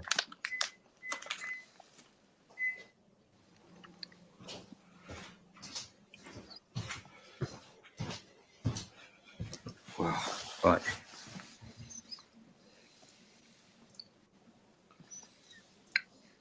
Did we not find it? No, it's not. No, it's lost in space. Right, I've got dinner. I'm going back to work in a few hours. Oh, are you going? Does that mean you're going in? Horny? Yeah, I've done 2 nights. So Yeah, there's a couple playing hardball. We've got Alison Dales, who's literally in the process. She's made her husband run out this evening to start a quick dig so that he can see.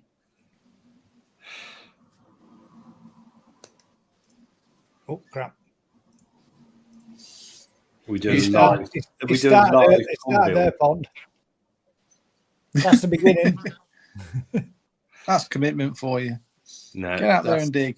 That's where he's going to bury us soon. Yeah, straight outside the back door, straight in the pond. So that's the start of another new pond. And Lebo says he can see it. Well, it's all right. You'll be in that seat, mate. You're not sat here in my seat to be able to put it on.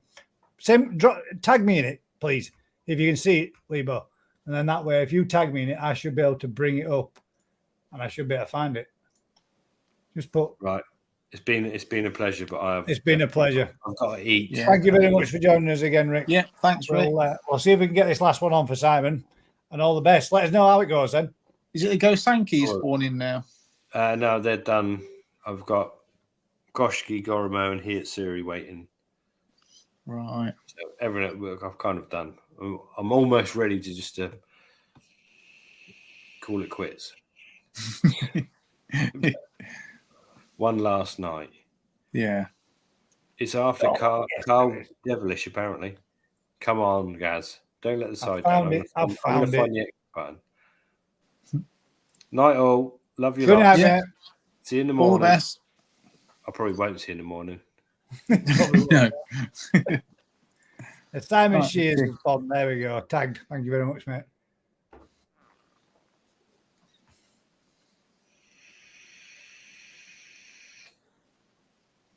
It sounds like Rick's going to be up for a late one, doesn't it? It does, yeah. There we go. We found it. How did YouTube, Facebook is cack, man. It takes ages to update.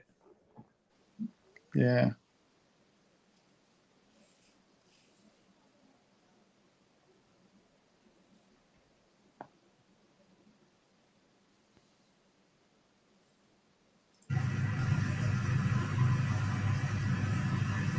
Water's nice and clear, isn't it? Look at that, man. That's nice. There's some nice fish in there, Simon. Yeah.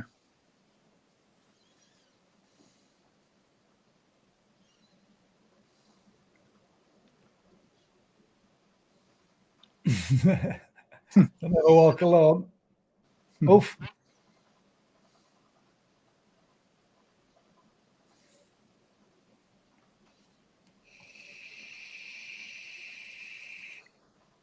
Tempest. That's a sieve, isn't it? Mm.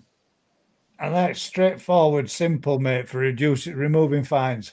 Yeah. Straight in there with the old filter floss. Like a dirty nappy, isn't it? It works so, doesn't it? It does, yeah.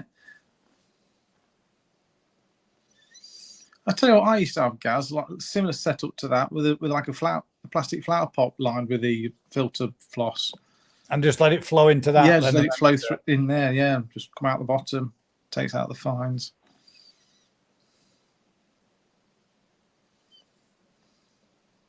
Now he's got the what is it stuff in there? Those circular disc ones as well.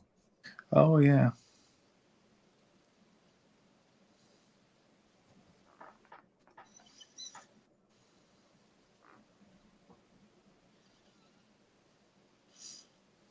Good old multi-bay. The Liverpool stuff lets it down.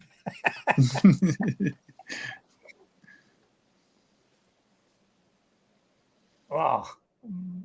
Really?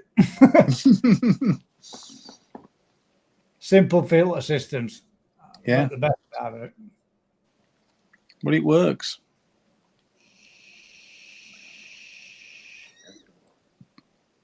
Is he actually talking us through this? No, that's all right then. There we go, Simon Shears. And then we've got Very the nice, one Simon. there, Alison Dales, which is literally going to be the start of the new pink pond. And as she says up here, and yes, it will be. Yes, it will be pink. Right then, Daz. Well, stop sharing that. I'm going to turn around. I'm going to pick someone at random. In fact, no, do you know what? Tony Barker, because you've got such a nice selection of fish. Tony, do us a favour. Pick us a fish for the Koi appreciation for next week.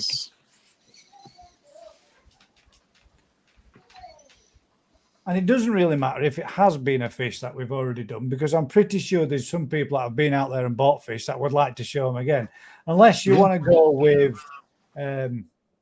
well, let's see what he says. Tamasaba. If you're still there, Tamasaba. send you in some fry. Tamasaba to be. Pick us a fish, Tony. What fish would you like to go for a Koi appreciation next week? I do. Fucking hell, have I got the link? I've got the list. Have I got the list of stuff that we've had previous? Secretary's got it. I don't know. I've got it. So far, we've had everybody's favourite Koi. We've had Sanke, we've had Kahaku, we've had Kajaku, we've had any single colour. We've had Asage, we've had Goshike or Goshke, we've had Showa, we've had Matsuba, Karashe, and any type of Tansho. So if you can think of, I know one that hasn't gone, Gaz. Benny that's Ginga. what we've had so far this year. We haven't had a Benny Ginga. We haven't had Benny Ginga. But I don't think that will be a very popular fish, to be fair. Let's see what he comes up with, unless he's gone to bed. If he's gone to bed, we've got no answer as of yet.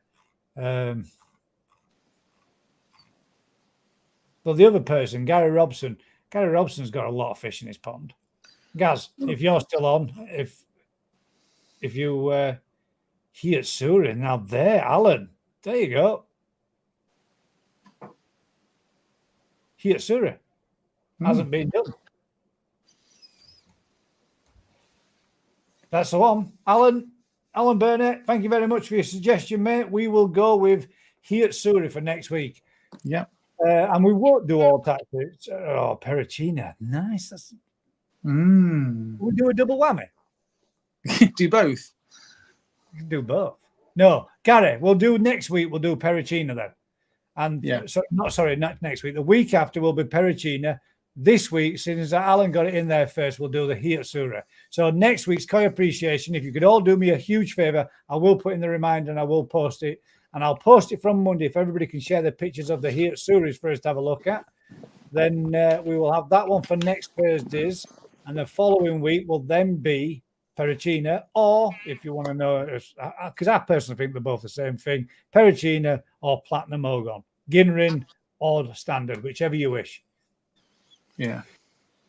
So, Daz, as we're nearly coming up to that 3 hour mark, and we were saying ourselves we're not having a late one tonight. Yeah. Anything you would like to add before we wrap it up?